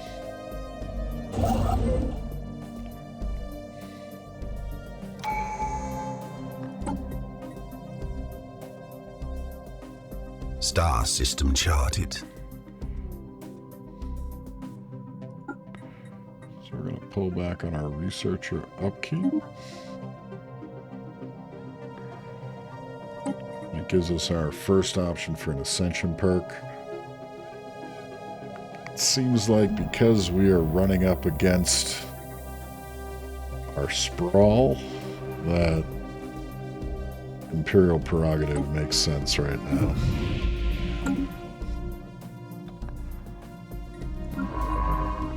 Let's take out, check that Construction checkpoint. complete.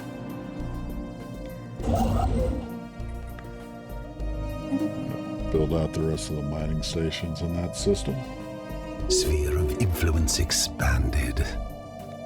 And we have our next colony at Withrilli Prime.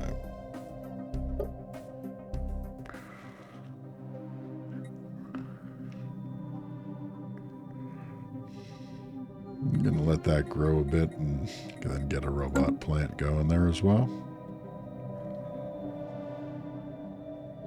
Rather than spending our cash on minerals because our income is somewhat on the decline.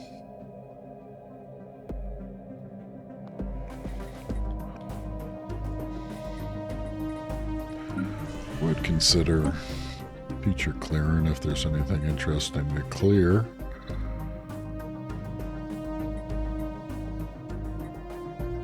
Get some food. Up the number of generator districts.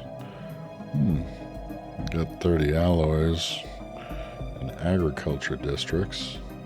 Construction complete. Max mining. Oh, possible.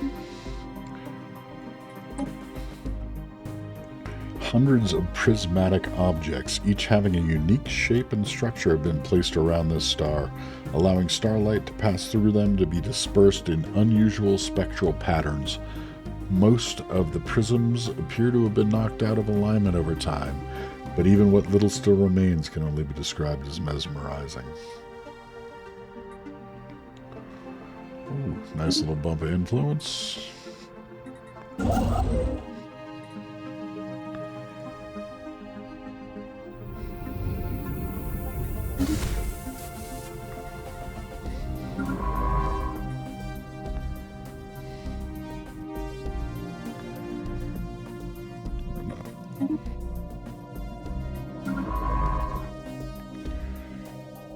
So, new side ship. I'm going to go ahead and see what we have researcher-wise. Otherwise, I think we get the youngest, so they have the most time to grow.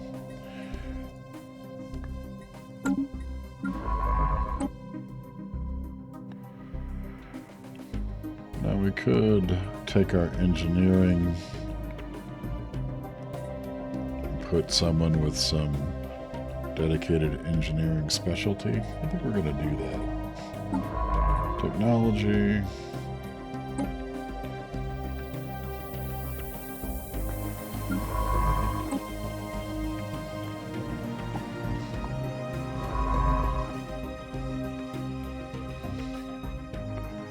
What I really want to do off the bat here is, so Vrinn's production is good in terms of research, but I think we're going to assist research there to give it a, I think, 12% bump since he's second level.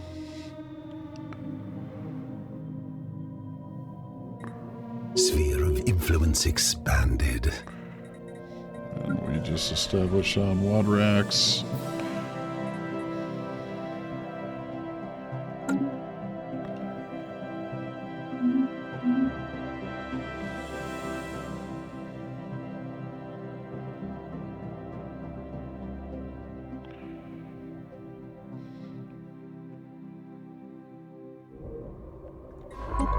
Anomaly found.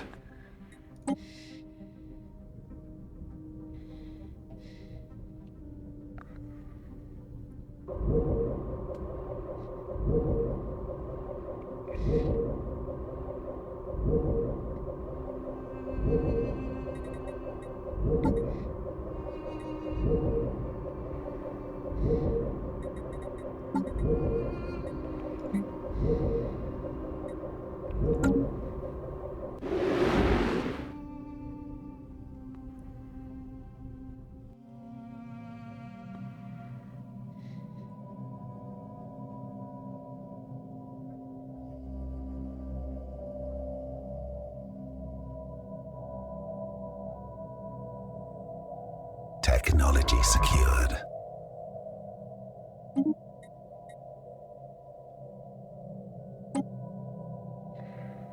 Should give us a decent bump that we were hoping for from energy. But I think because of the number of colonies we're setting up, that energy grid access may also be desirable.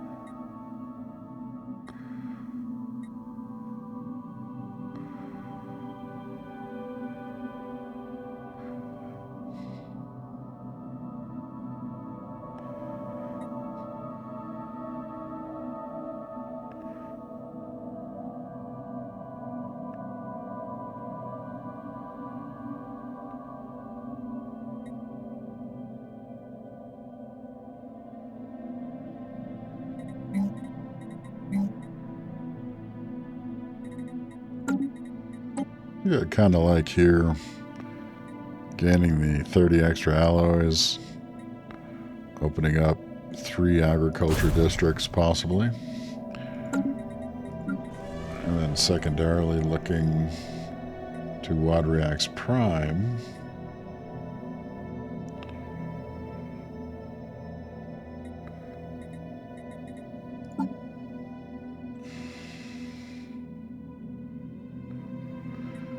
To potentially go after the robot factory.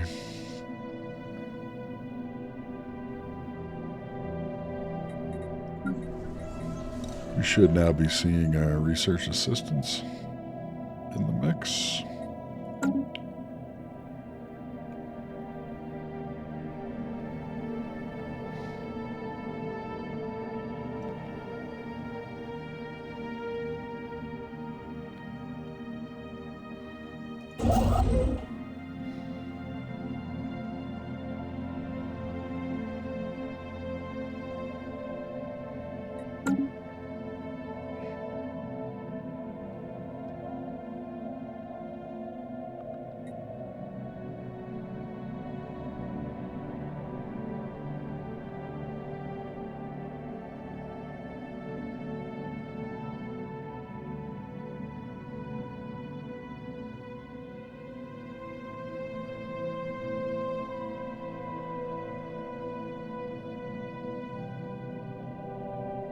Construction complete.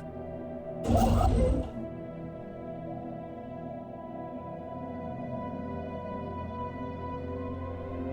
think rather than spend the extra 100 minerals, I think getting out here to take advantage of the research available and the mineral production, and saving our minerals to build that first robot plant on Quadriax Prime is a better Construction plan. complete. Somewhat faced with the same choice. Put them into orbit.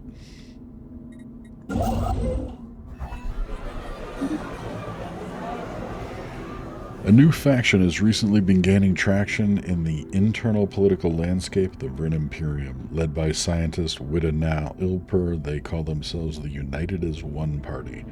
Their members have been pushing hard for an extreme centralization of military and political power. A disgruntled faction will be the source of trouble, but one that approves of the government's actions could prove useful. Okay, fairly happy with this. We're gonna add some picket ships to our fleet.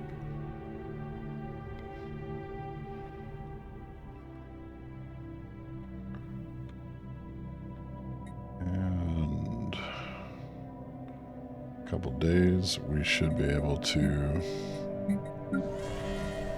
get our robot plant going. There we go.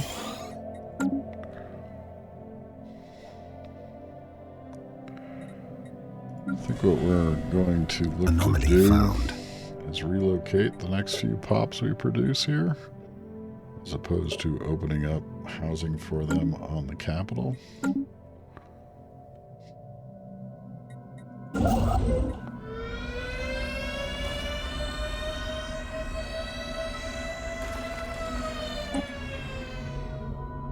While it cannot be denied that the intoxicating effects of Withrilli Prime's atmosphere are enjoyable and even helpful in some cases, there is pressure from the most conservative parts of the Vrinn Imperium to crack down on the possibly addictive gases.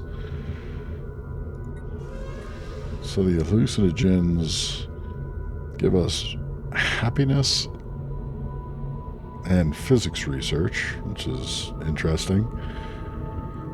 But they tend to diverge from our government ethics.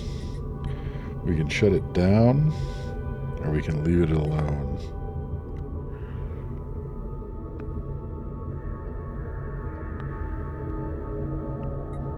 Situation log updated. Get them too wacky that they diverge from our governance.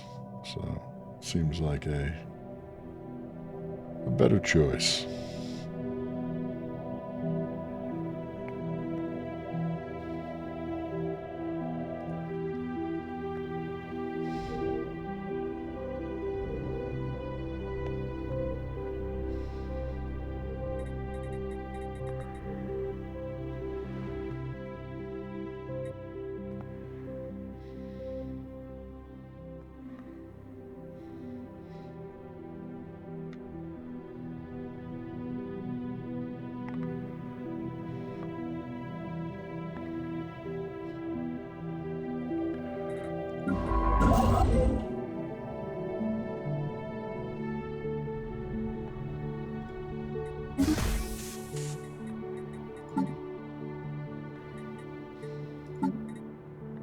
Just about done modifying our robots. A new faction has recently been gaining traction in the internal political landscape of the Vrinn Imperium. Led by scientists Abianel Elgden, they call themselves the Committee of Scientific Betterment. Their members are pushing hard for the advancement of the sciences. We should be kind of happy with what we do too.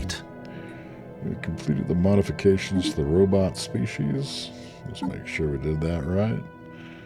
Yep, robot Construction upkeep and pop complete. assembly speed. So let's find the most profitable worlds. Build them out first, just to conserve resources. With your prime, cleared that blocker.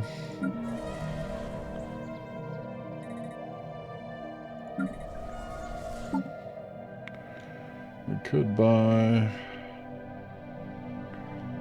the necessary minerals to get another robot prop or assembly plant going. But the robot assembly plant takes alloys. I think we're gonna. We are here to essentially build robots. We want to do that on WAD reacts. Withreal. We want to do it on Withreal. Because WAD reacts already has one.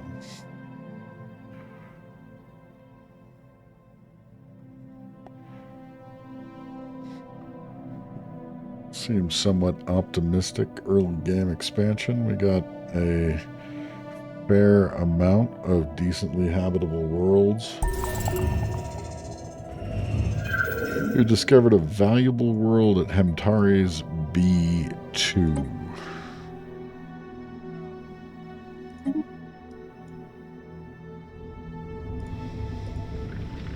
Although it's barren, it has a precursor bunker grid and is an iron planet. A terraforming candidate. A science expedition team led by Abdiana Ogden from the science vessel ISS Parplar has found something remarkable. A massive planet-wide bunker system is all that's left from this ancient precursor civilization. Our scientists surmise that they are the remnants of a galaxy-spanning conflict. Suffice to say, the inhabitants here were not the victors.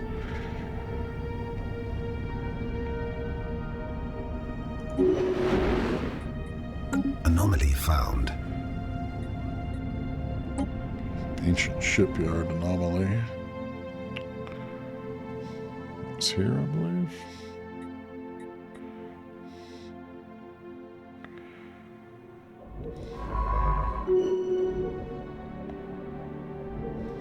Construction complete.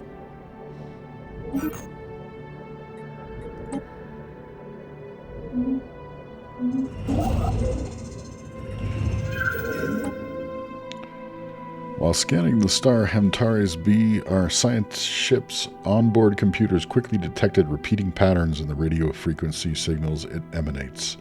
An engineer recognized some of these patterns from a piece of music it once observed.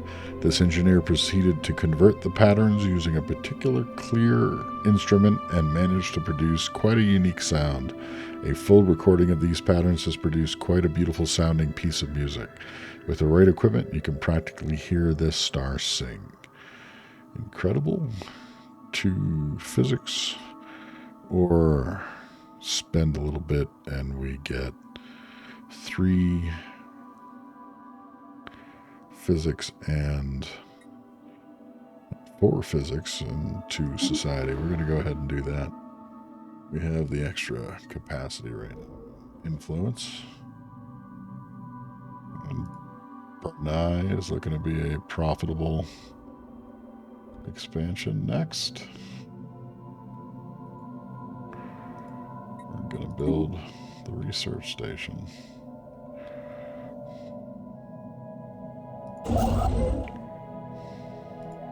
Construction complete.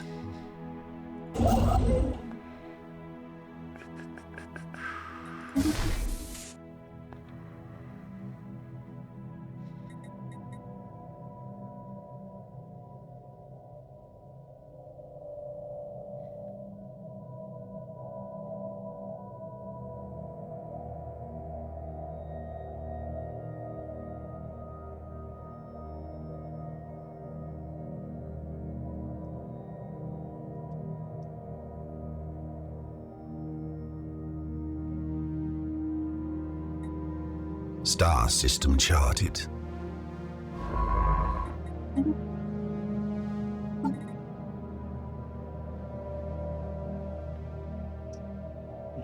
Dune habitability is 60%. It makes sense to try to expand in that direction of Canopus. Howdy, Mirage. How are you?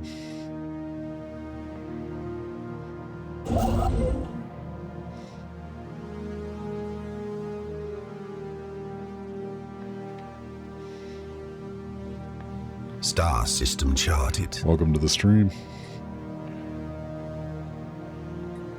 I'm going to go ahead and research all the anomalies in Hemtaris.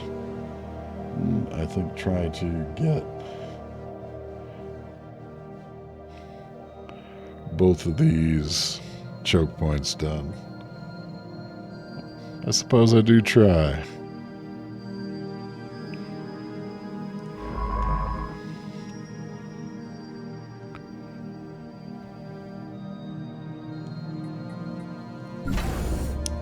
I think that that's kind of one of the things that I like about Stellaris, is that it's a bit of a story overall.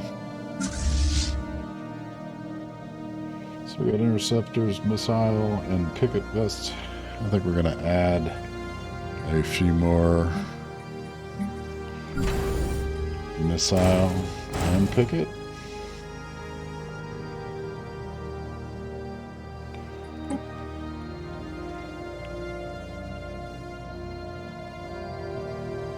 Well, I have I feel like they do. There's a few of them that add to the game, in my opinion. Yeah, I think Utopia is probably considered to be the most significant. Some of them are not so much. I'm kind of a completionist, so I ended up just picking them up whenever they go on sale over time. Because they tend to, in like the winter sale or whatnot. I also have a whole bunch of mods running, about 36 of them. So I would also propose that that's a nice way to enhance the game. Yeah, true.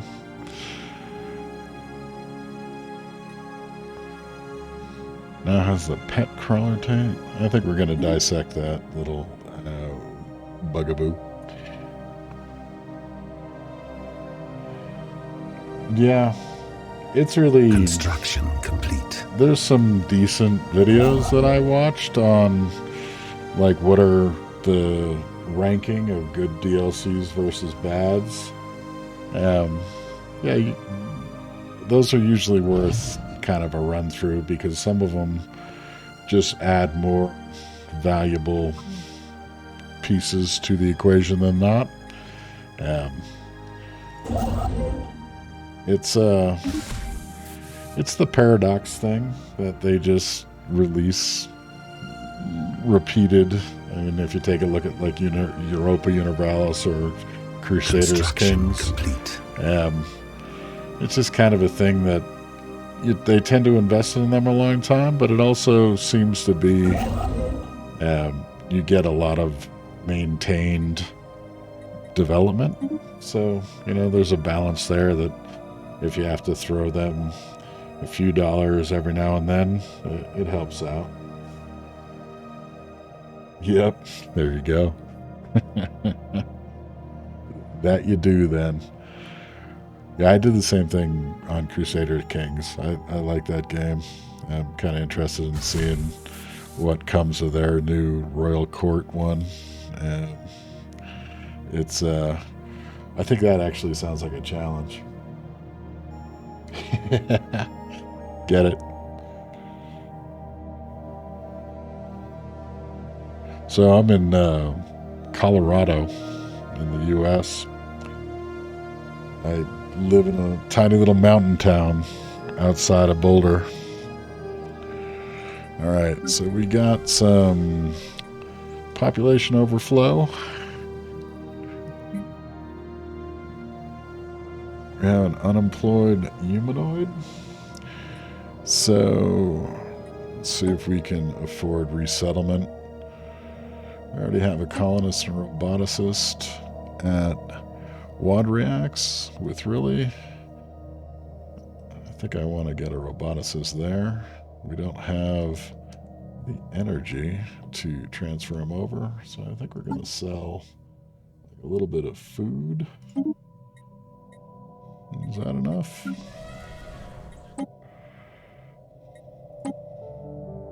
Well, actually, Wadriax Prime has our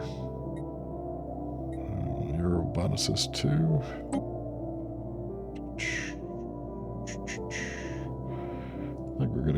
reacts. Or with really.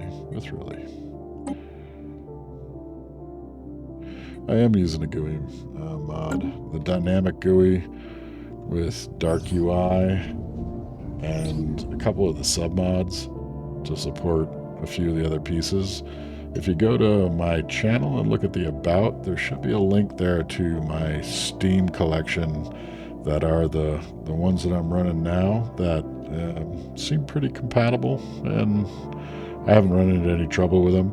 Combination mostly of graphical and like some events mods and planet modifier mods.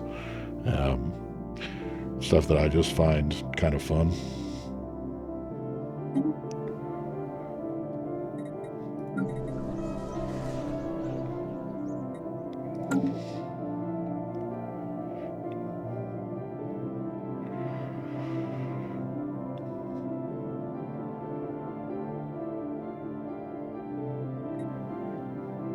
Situation log updated. The option to repair our automated shipyard. We just need a construction ship, which we have on its way. That'll work out.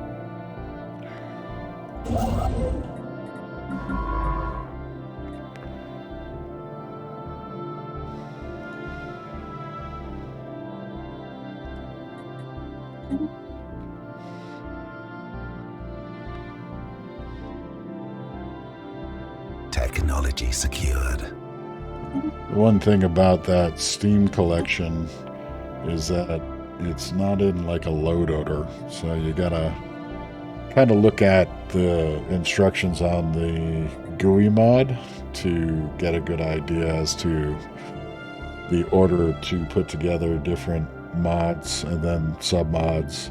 Usually it's the main GUI mod, then the mod for whatever change you want to make to the game, like expanded colors or planetary diversity, and then the submod of the GUI mod to account for that.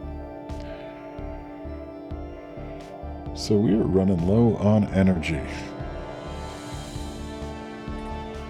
I think we still need administrative capacity though, so we're going to go ahead and do that. Now on with really, I sent over that specialist, and they're not going to have anything to do until we finish the robot assembly plant. I think they're just going to have to be unemployed and unhappy for a little bit. Construction complete. I feel like we want to sell a little bit of food just to buff our energy up so that unexpectedly, if I'm not paying attention, it doesn't start to diminish too greatly. And we should probably grab another energy producer.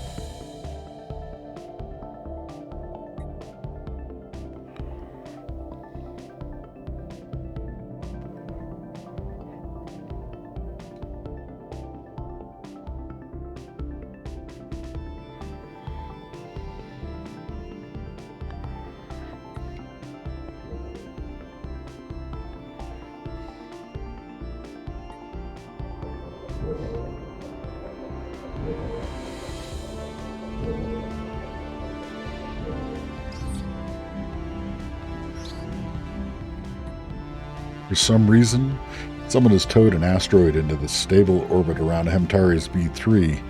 Massive engine sections and braking thrusters can still be found on the surface, although they have long since become rendered inoperable.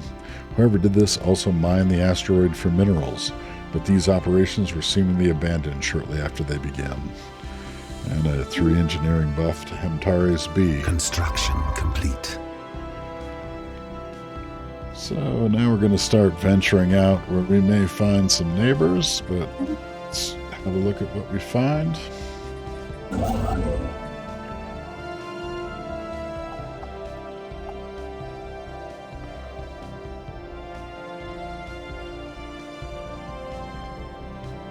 I think rather than spend energy to get these smaller producers right now, we're going to jump out to Jagan and get a little bit more energy production since we're in the negatives. Same idea here. Let's start with energy production before we try to claim some of the minerals.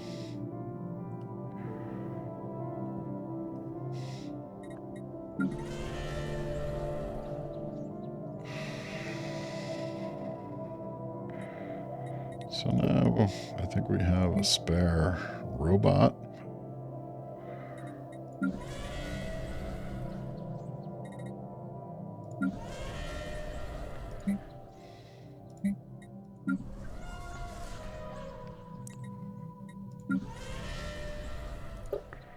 I think the best response to that would be that if we need energy, we should probably build an energy generator district.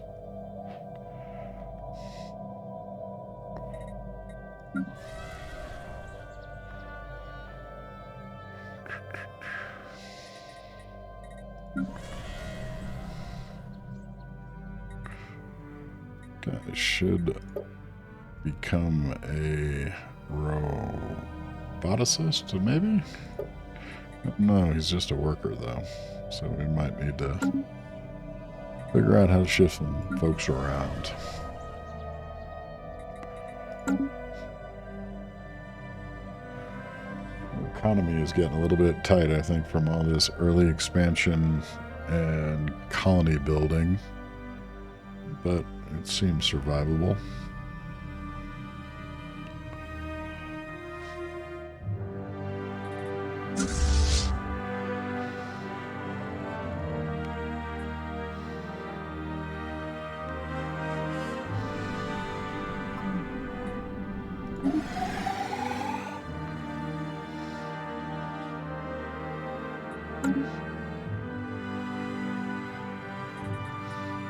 Construction complete. So, there's a lot of nice mineral production. And Bernie, I think that we're going to take a look at the automated shipyard and see what we get from it. So now we have the choice to start off a new tradition.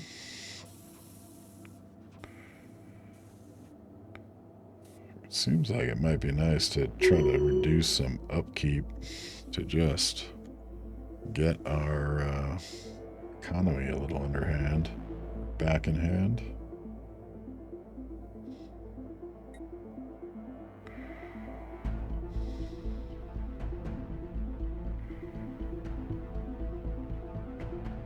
Yeah, I am thinking prosperity is the way to go.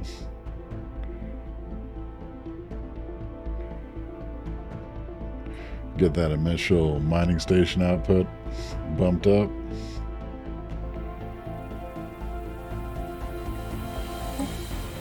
Yep. Gotta do.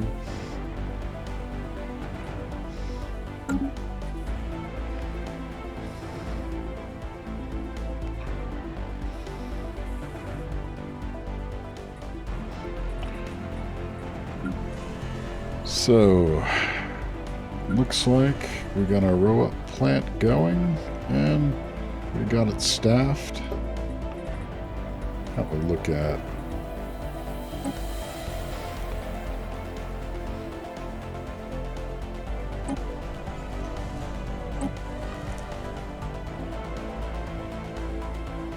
So it seems like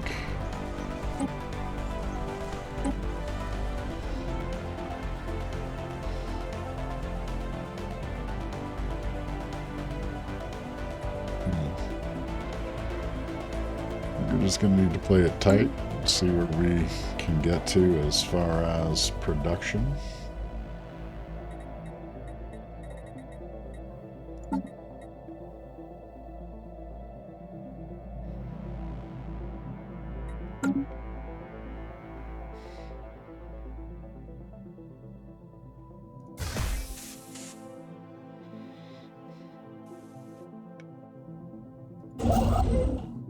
Construction complete.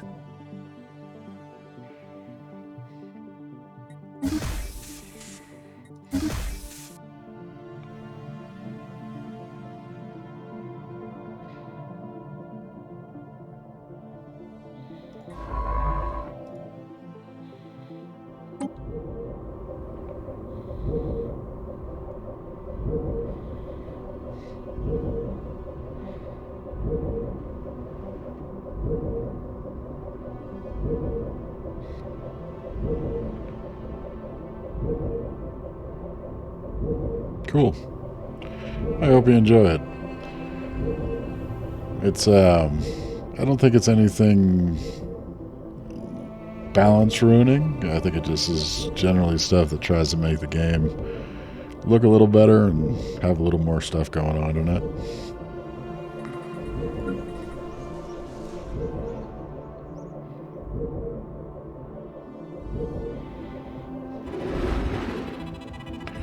A strange phenomenon deep in the core of Suth 1 has resulted in a lot of minerals and chemicals fusing and reacting together to form very rare heavy elements. The constant tectonic activity has pushed most of those to the surface. With proper equipment, this could provide a good addition to our mining efforts.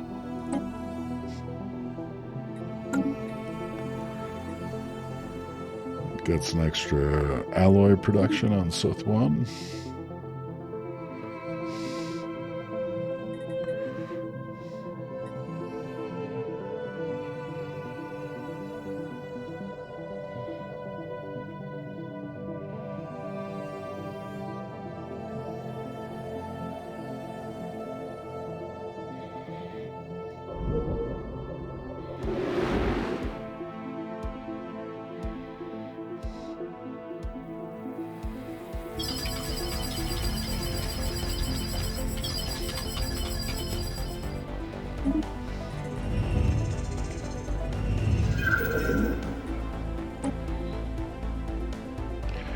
Unusual crystals appear to be protruding from the asteroid named Po-01399 in the solar system Regat. The science ship ISS Matrix has identified the crystal's unusual but natural forming. It is theorized this asteroid was part of a large moon at some point in its life. The crystals are the result of intense heat and pressure when this asteroid was still a deep part in this moon. Again, 100 little crystals. Technology secured. Not bad. Alright, we got energy subsidies and the energy grid as options now.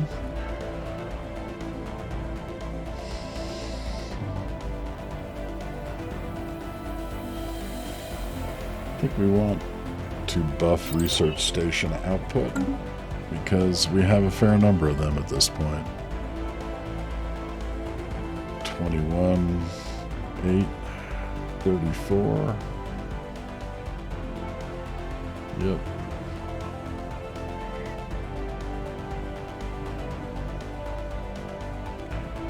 It seems like my bandwidth is dipping a little bit. Probably part of the problem about living on yeah, that seems okay.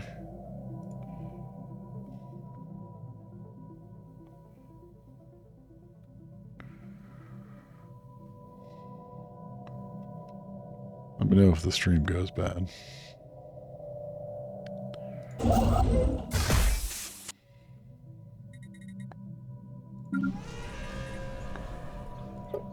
So,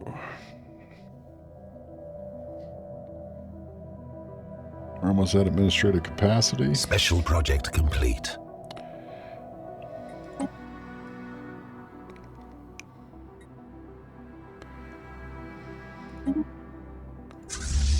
So we got 3 raider ships. That puts us over our command capacity. We're going to send those to Vrinn.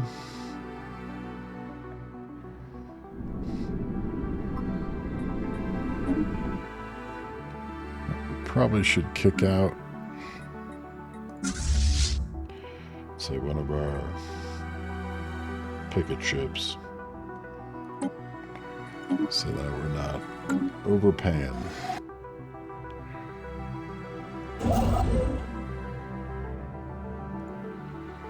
We have a little bit of space in our budget now to try to get a few more high-producing planets with stations producing on them.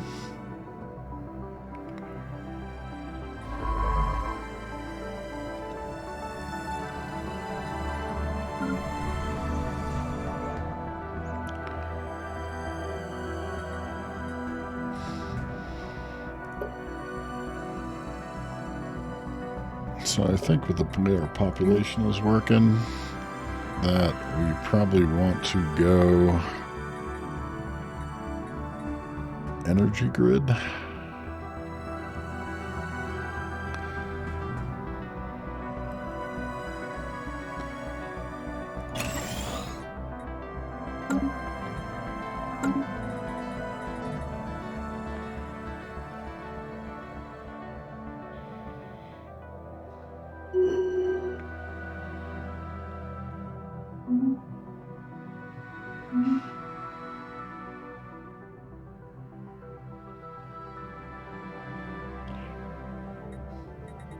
Star system charted.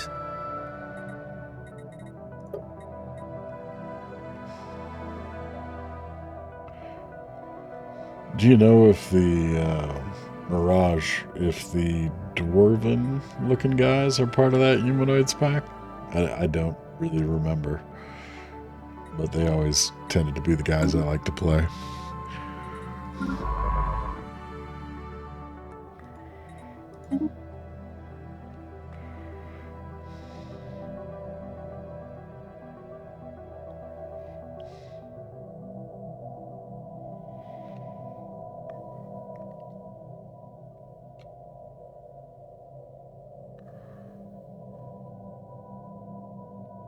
Construction complete.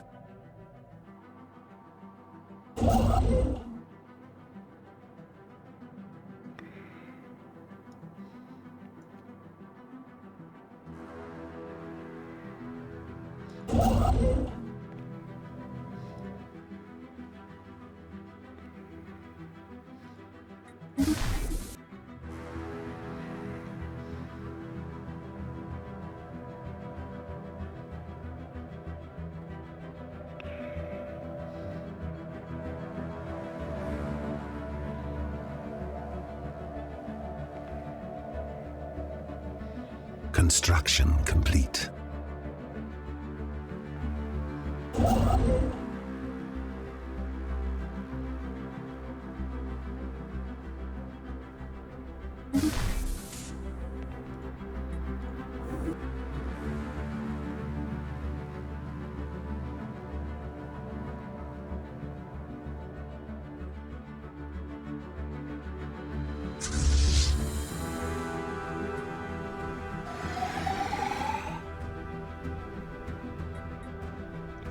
Probably time we picked up a admiral.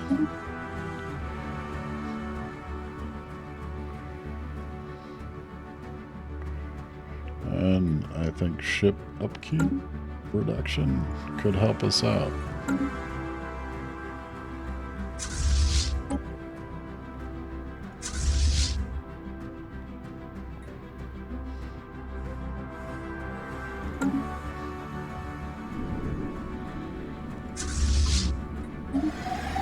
Technology secured.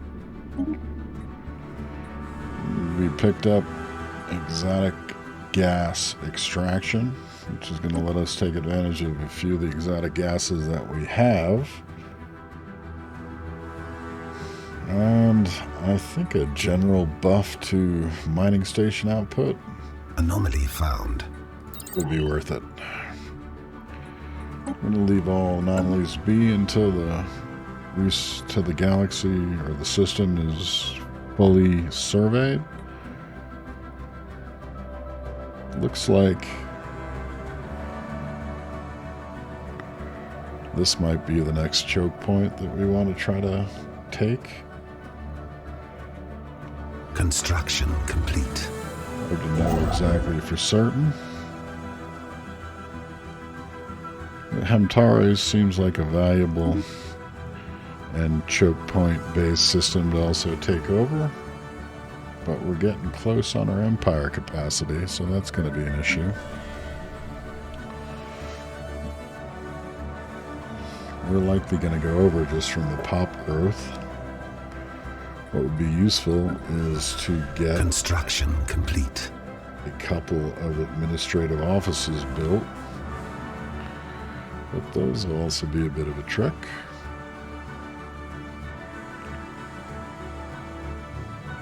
I'll go ahead and finish out the mining stations there. Riddler is looking like another good mining star system charted. System.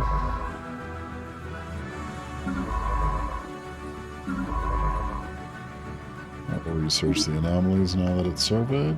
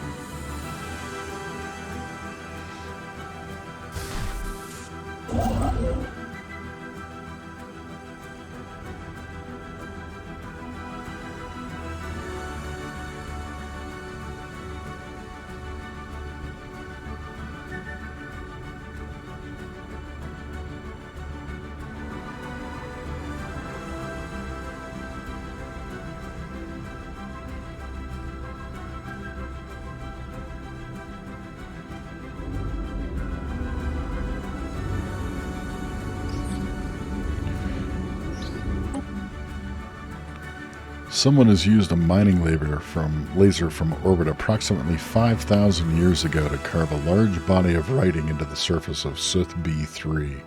The massive script covers a large portion of the planet's upper hemisphere and appears to be a short story chronicling the difficult life of an alien mercenary, adding 3 society to Sith B3. So let's take a look at this point and see if it's connects up to any of these out here or not.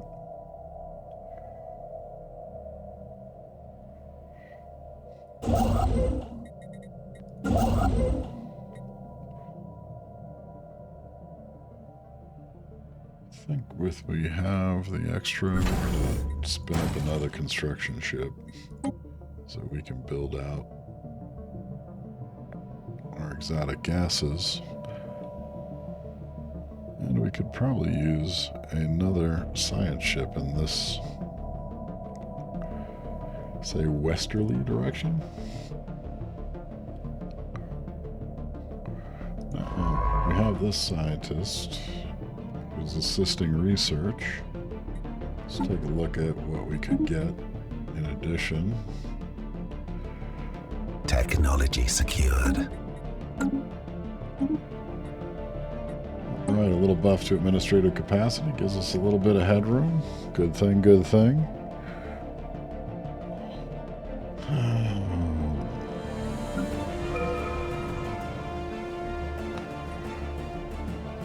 Trying to take a look at what our population might actually need right now.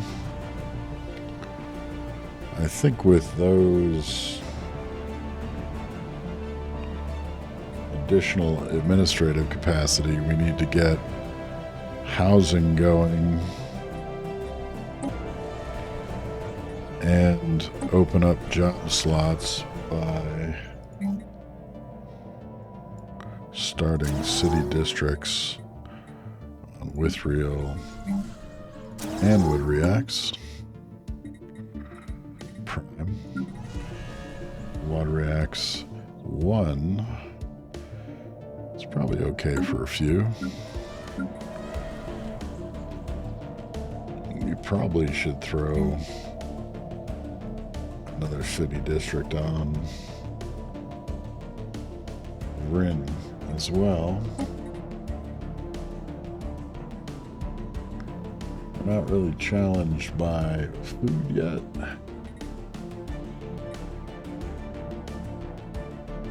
We don't have a ton of unhappiness.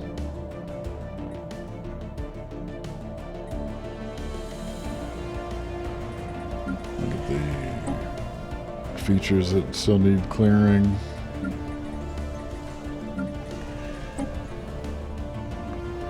Dangerous wildlife could be useful here.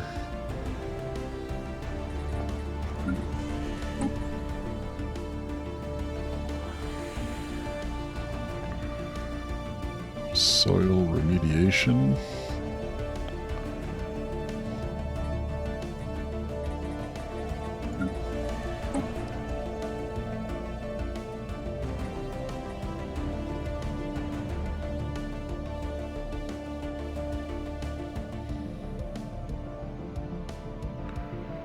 So subterranean colonization could help a little bit here.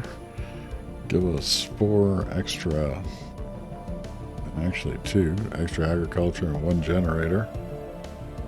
Maybe. Maybe. Yeah, nothing is all that impressive here.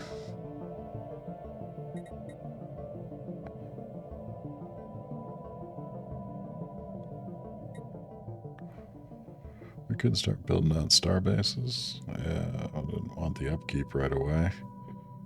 And an off-world trading company might help. Entertainment forums.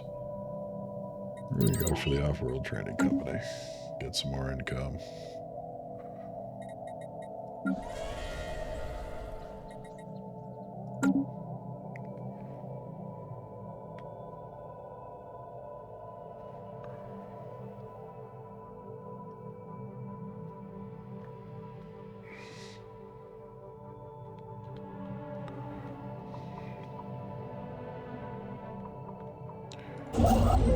Alright, a new mining ship, construction ship is going to set up some gas mining and then go out and do the same in Cosmelium.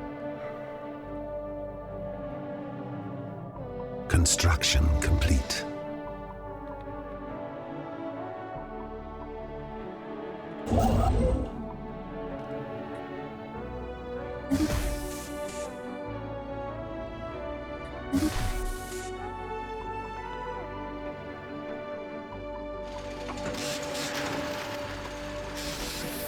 News from the colony of Woodreax 1, our mining prospecting assessment system, MPA, has made progress on mapping the mineral deposits on the planet. Despite the planet having very low quality minerals overall, our miners have stumbled upon a very rich vein of ore. This vein seems to spread deeply in the lightning-like pattern across almost half of the planet. While the mineral vein is quite deep, we can make use of it with some minor modifications to our mining systems and some improvements to our mining techniques. We get... nice. That's going to remove the poor quality minerals and add high quality minerals. And that solves our mining district problem. Very nice. Okay, we have some jobs, but I think the next thing we'll do there is build a mining district or two to take advantage of now. Anomaly found. The extra buff.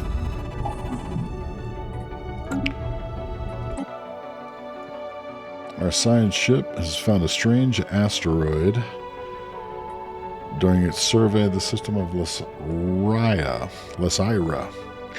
The asteroid, now named 1ES572, is hollow. Not only that, it looks like it has a small hole in it, as if something got in and hollowed it out, or something got out that used to be inside.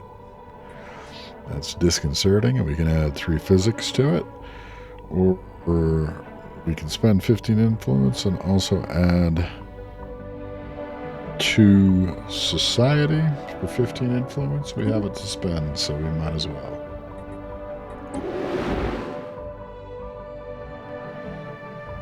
It's a fairly profitable system, so no access outside of Lysaira to these outside systems, so we should be focusing on getting to here to block it off as a possible entry point.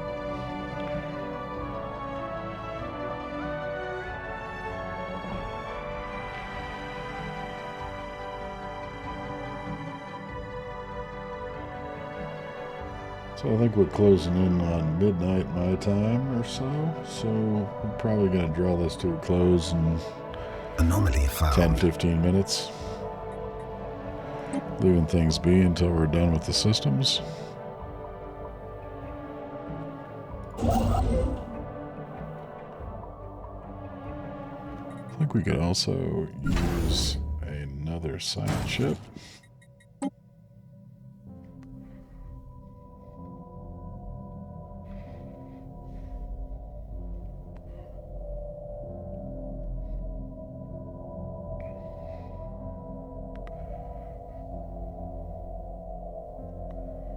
Construction complete.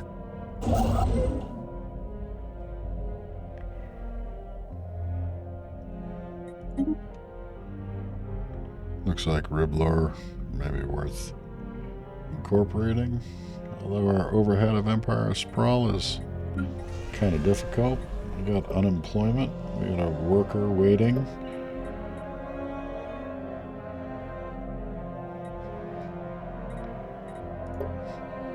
No jobs in Specialist. We could send them over to Wadriax, but they're also going to have 7 months until City District is 300 days away. We got 3 jobs on Wadriax. We can up our technician production there. Do we have the money to send them over? We might as well. Mithril Prime, we're going to resettle. An unemployed Vrinn. I'm going to go to Wadriax. Because Wadriax has the housing and has a job. Costs us 100. And 10 influence. We'll send them over. Use them in the near term.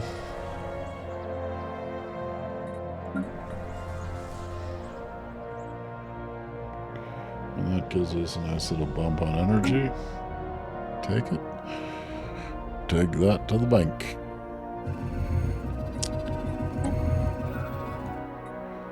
According to Abian Elgden on the science ship ISS Parplar, the planet of Lysaira 1 is a protoplanet, a very young planet, barely 1 million years old.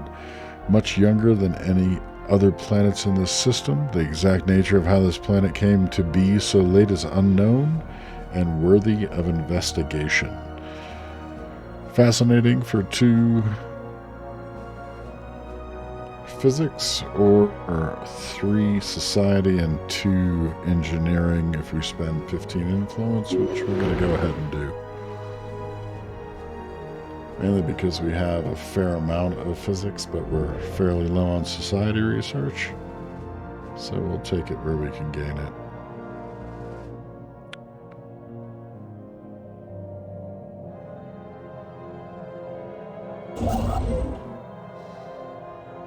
Okay, we have a new science ship. We're going to take a look at the leaders that we have available. Expertise in particle. I think we're just going to go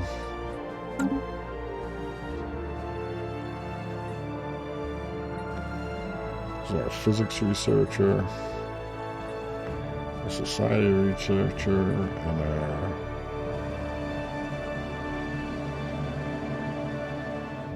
engineering researcher. I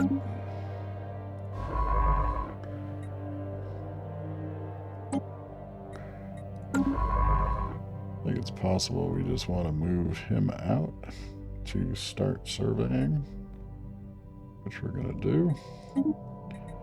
And we'll pull in a new recruit and take the youngest one.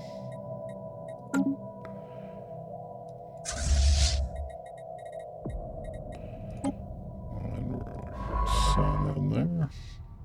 And we're also going to assist research on Vrinn.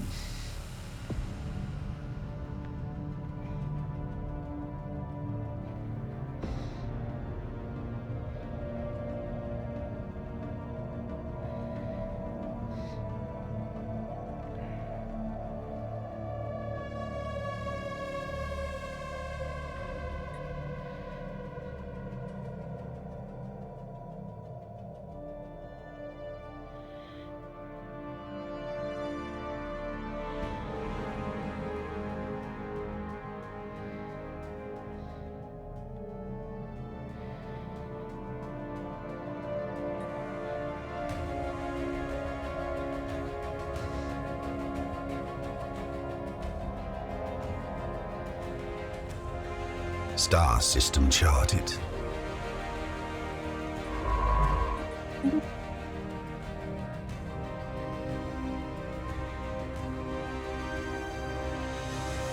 Technology secured.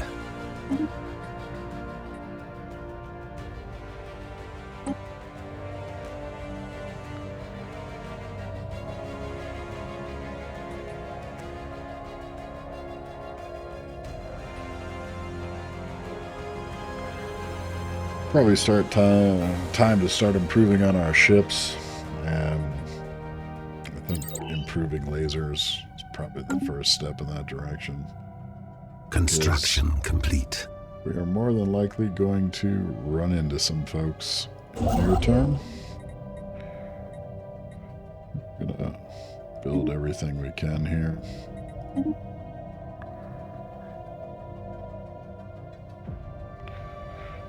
Going on mute for a second.